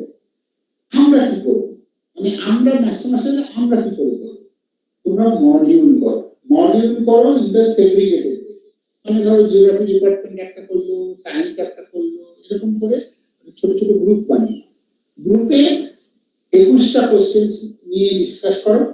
20টা of the questions অবজেক্টিভটা একটু ট্রেন করে দাও, 21 নম্বরটা তোমরা স্ট্রাকচার করে দেবে, যে তোমার কাছে দেওয়া থাকবে opinion and suggestion on the institution, তুমি এই কিওয়ার্ডস গুলো লিখবে। এই কিওয়ার্ডস গুলো কে ফ্রেম করবে, আইকিউএসি একটা মডিউল করবে যে 21 নম্বরে এই আনসার হবে, এইটা প্রত্যেক ডিপার্টমেন্টকে শেয়ার করে দেবে। প্রত্যেক ডিপার্টমেন্ট তার স্টুডেন্টদের গ্রহণ করবে। কখন, ওপেনে নয়, এসএসআর যখন অ্যাকসেপ্ট হয়ে যাবে, পিটিভি ভিজিট আরো 2 মাস, এই 2 মাসের মধ্যে পারলে 4টে সিটিং করবে, পারলে 6টা সিটিং করবে করে, বা গুগল ফর্ম দিয়ে একবার ট্রেনিং নিয়ে নাও, ফিডব্যাক নিয়ে নাও, দেখো কি আসছে, হ্যাঁ সেটা ফিডব্যাক। কিন্তু এই এসএসএস এর উপর একটা করে নেবে, তাহলে অনেকটা সহজ হয়ে যাবে, রাইট। রিসার্চ ইনোভেশন এগুলো সবই রইলো। এরকম করে প্রত্যেকটা মেট্রিকের পর তোমাকে মোটামুটি একটা করে গাইডলাইন আমি দিয়ে দিয়েছি।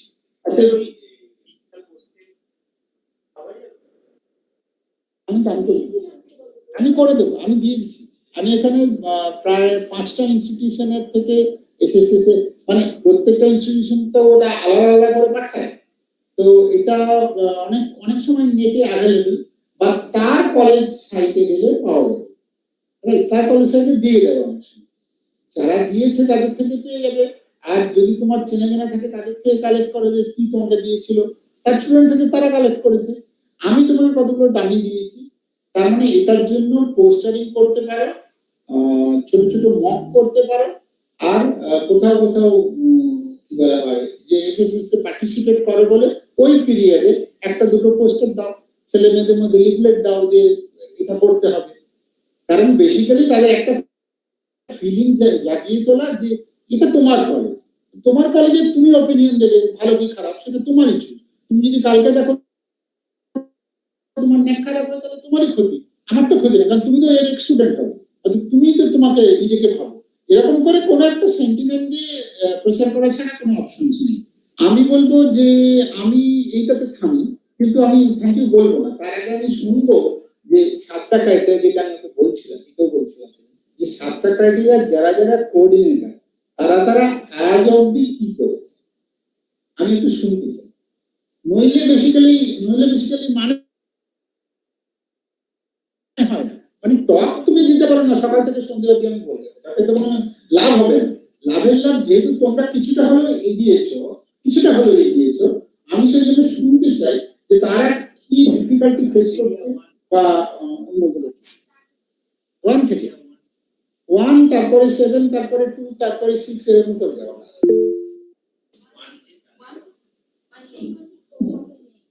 আরে তার দলের তো কেউ না কেউ আছে।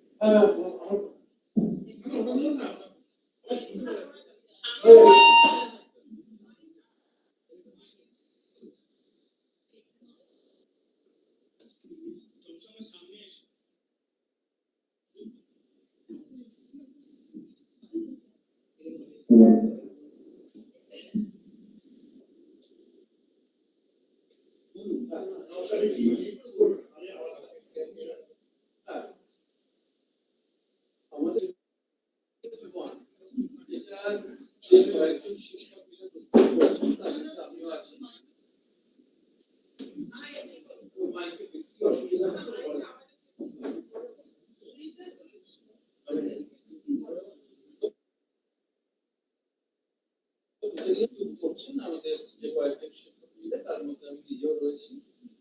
ক্রাইটেরিয়ার কাজ এখনো পর্যন্ত আমরা মোটামুটি ভালোই এগিয়েছি। আমরা 2021 সালের সেশনের একটি ইয়ার পর্যন্ত হাতে পেয়েছি। তার ভিত্তিতে যতগুলি যেটা প্রত্যেকটা সাবক্রাইটেরিয়ার জন্য জোগাড় করা সম্ভব আমরা করেছি। আর এর পরের কিউআর গুলো যত আমরা হাতে পেতে থাকবো আমরা যেটাগুলো আরো ইনকর্পোরেট করে দেবো। যে স্ট্রাকচারটা তৈরি করা দরকার ছিল, যে স্ট্রাকচারের মধ্যে আমরা প্রত্যেকটি কিউআর এর ডেটা দিয়ে দিতে পারবো, স্ট্রাকচারটা আমরা পুরোটাই রেডি করেছি। এটা হচ্ছে লেখার পার্ট।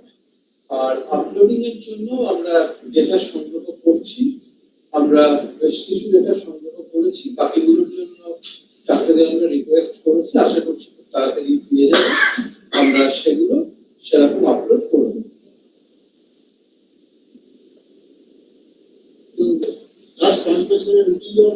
হ্যাঁ, আমরা প্রত্যেকটি বিষয়ের জন্যই চেয়েছি, আমরা কিছু কিছু জিনিস এখনো পেয়েছি, অনেকটা পাইনি, পেয়ে যাচ্ছি।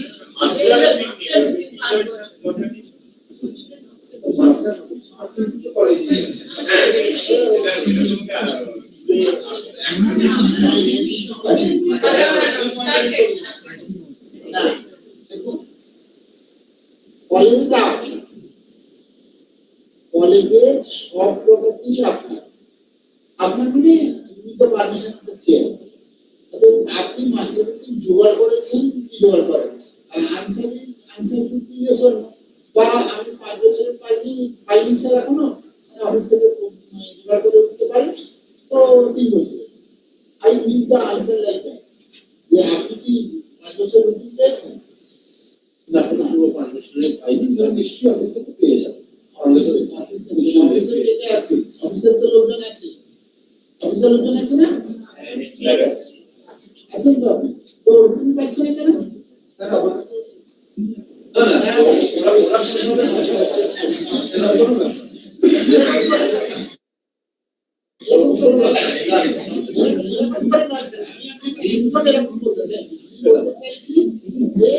আপনার কাছে তো রুটিন গুলো আছে ডেফিনেটলি, কারণ ফাইলে তো থাকবে, নোটিশ ফাইলে থাকবে। ওই এই নোটিশ ফাইলে এই কাজগুলো কিন্তু আপনাদের একটু এদেরকে হেল্প করে দিতে হবে, কারণ মাসে মাসে আপনি তো বুঝতেই পারছেন সবসময় তো আর অত কিছু পারবে না। একদম ব্যাপারটা হলো সে হয়তো আপনার কাছে পৌঁছবেই না, মানে আপনি যখন চেয়ারে নেই তখন তিনি গেলেন, আপনার কাছে পৌঁছবে। আমি বলবো যে যখন ওনারা বলবে ওদেরকে একটু হেল্প করে দিন, কারণ এটা যেটা আপনার থেকে ন্যাক চাইবে, চাইতেই পারে, মানে দেখতেই পারে যে আপনি নোটিশ খাতাটা আমাকে দেখান, যে নোটিশ খাতা দেখবেন আপনাদের তখন দেখাতেই হবে। সেইটা দেখানোর আগে আমি বলবো ওনারা যেরকম করে চাইবেন, আর ওনারাও যখন চাইবেন তখন যেমন আপনি তার কলিগ এরকম ভাবে করবে, আপনি যখন দেবেন তখন আপনার সিনিয়র কলিগ করে আপনি দেবেন। এইগুলো কোপারেশন না না পেলে কিন্তু উঠবে না, ন্যাক হবে না। আমি বলছি হবে, কারণ এটা কারণ একার নয়, উনি দায়িত্বটা পালন করেছে বলে উনি নয়, ও কোঅর্ডিনেটর বলে ওর দায়িত্ব না, কারণ নয়, সবার, আমাদের সবার, আমাদের যে মাত্র বলছেন তখন কিন্তু আপনিও স্টেক হোল্ডার হয়ে যাবেন, তবে আপনাকে কিন্তু এই হেল্পগুলো করে দিতে হবে, বুঝেছেন? সেটা তার জন্য যদি মনে হয় যে 5টার পরে আমাকে থাকতে হবে, 6:30 অবধি থাকবো, কিন্তু আমার জন্যই আমি কাজ করছি, তাতে আমার টাইমের কি যায় আসে? অতএব এইরকম করে একটুখানি কোঅপারেট করুন, তাহলে হয়ে যাবে। আচ্ছা সেটা গেল ডিপার্টমেন্টাল কমিটি কি? আচ্ছা ডিপার্টমেন্টাল কমিটি মিটিং প্রসিডিংস আমরা কিছু কিছু পেয়েছি, বাকিগুলো নিঃসন্দেহে পেয়ে যাবো। আমরা সবার এই কোঅর্ডিনেটর কি এরপরে একটা কাজ করেছি, তুমি স্টক টেকিং করবে, যে কোন ডিপার্টমেন্ট তার ডিপার্টমেন্টাল কমিটি ডিভিশন দেয়নি, মানে একটা সময় শুধু ডিপার্টমেন্টের হেড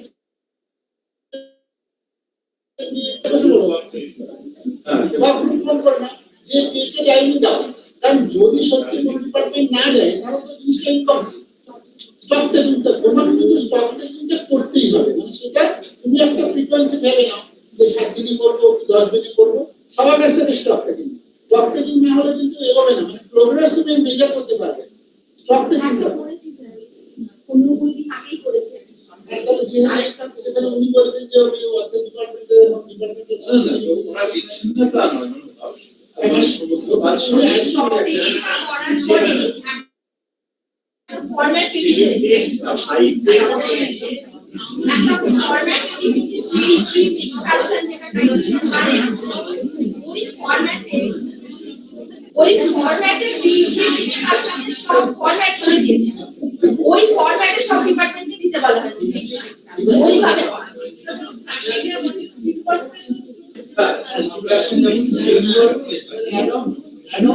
এটা নিয়ে বলার আছে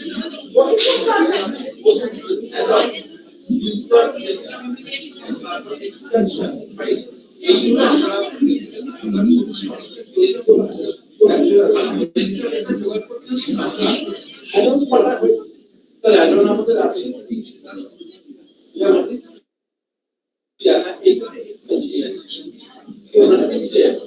এইটা আপনার খুব দরকারি প্রশ্ন আমার জানা, সেটা হচ্ছে আমাদের অ্যাডন কোর্স তিনটে আছে, তার মধ্যে দুটো যদি আমি নিই, বেঞ্চ কোর্স আর বিউটিশিয়ান কোর্স, আমাদের কলেজে গত 5 বছরের এটা কি স্টুডেন্ট যেটা হয়েছে সেটা কম হয়েছে।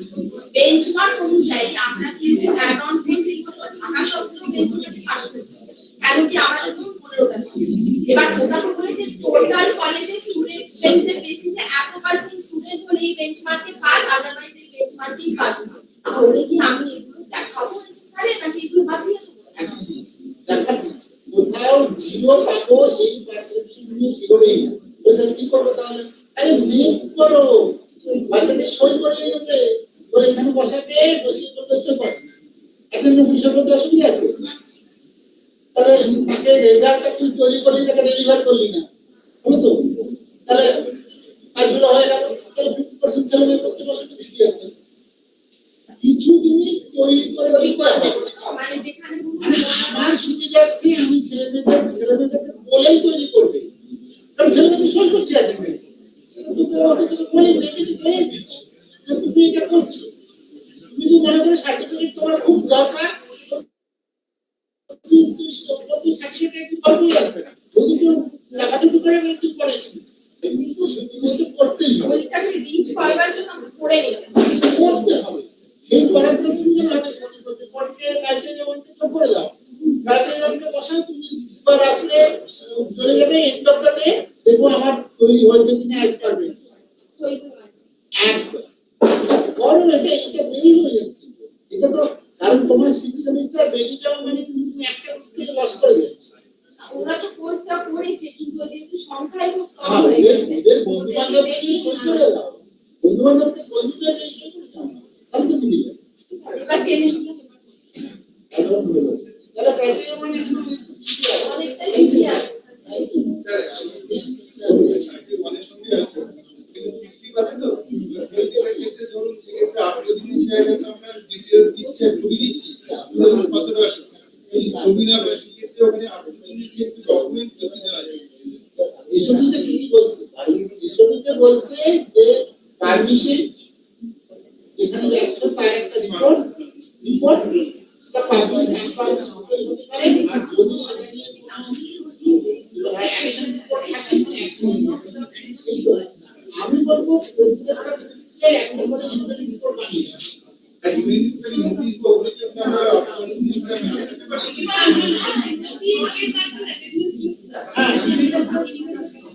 ওই অনেক রিপোর্টের মধ্যেই শিখতে তাহলে আর ছবি থাকলে আর ছবিটা ছবি থাকবে, ছবি না থাকে তবে ভিডিও থাকলে ভিডিও সব আর রাইটিং একটু তাই কিন্তু মীনাক্ষী বলতে বলো বলো।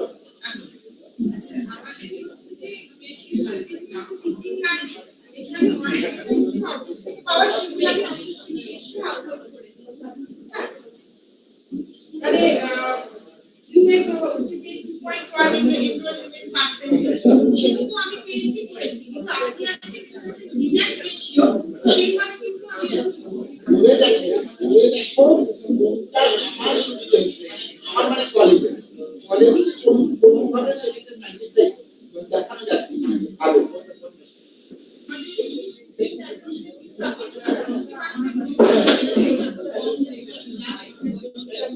হ্যাঁ যদি কম হয়ে থাকে তাহলে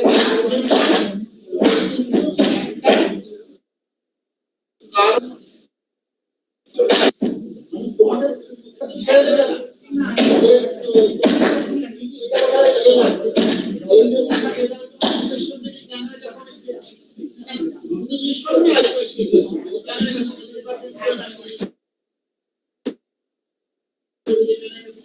তুমি কিন্তু কারণটা ভেবে রাখো কেন এটা কমেছে।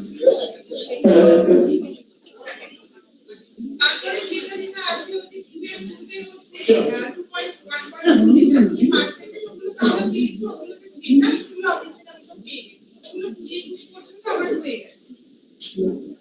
এবার এই সব জায়গাগুলোতে আমার যেটা একটা পেয়েছি যে আপলোড সাপোর্টিং ডকুমেন্ট, সেইগুলো আমরা কোনটা ডকুমেন্ট আমরা আপলোড করব, এমনি ক্যালকুলেশন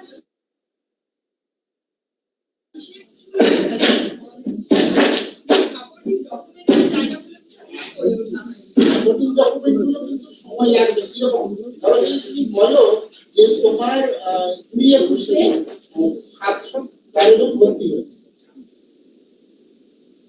তাহলে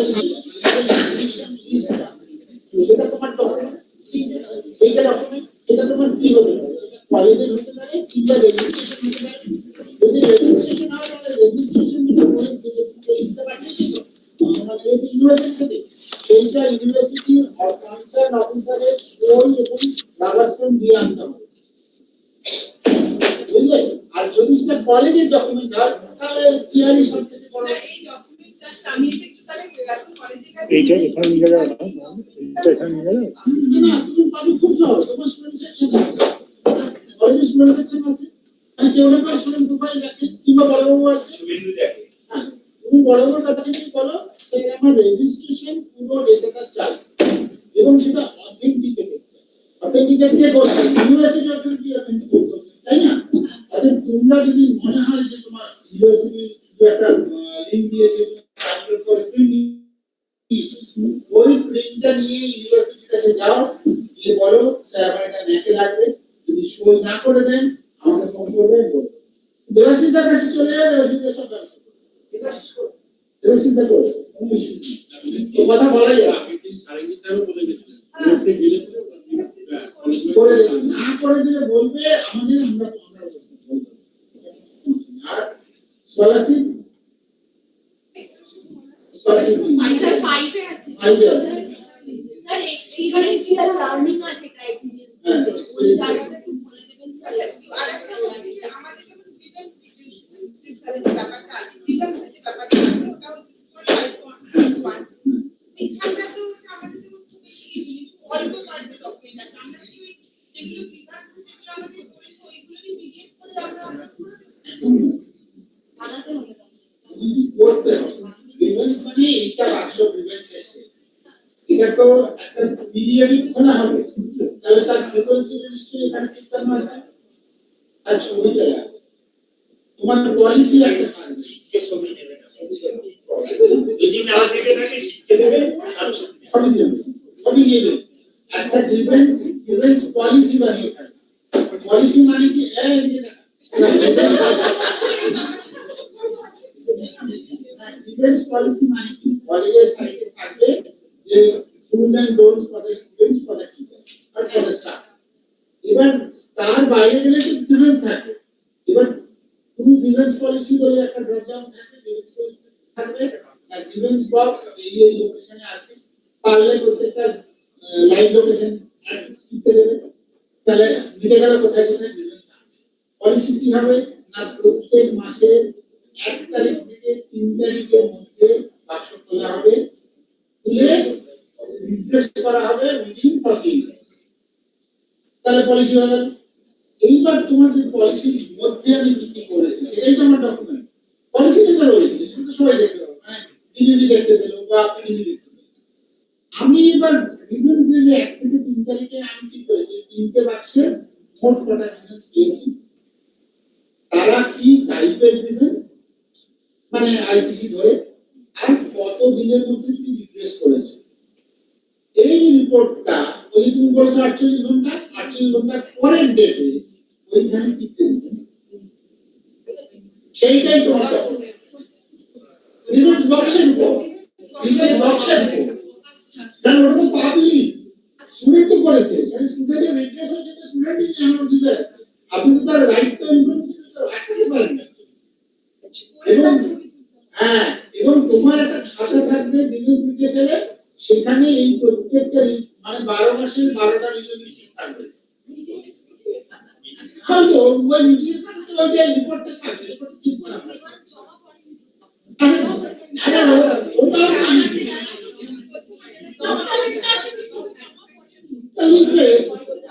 জানুয়ারি মাসে নো রিভেন্স পিসি ফেব্রুয়ারি মাসে নো রিভেন্স লিখবে ওইটাই ওর পিডিএফটাই তোমার বুঝে গেলে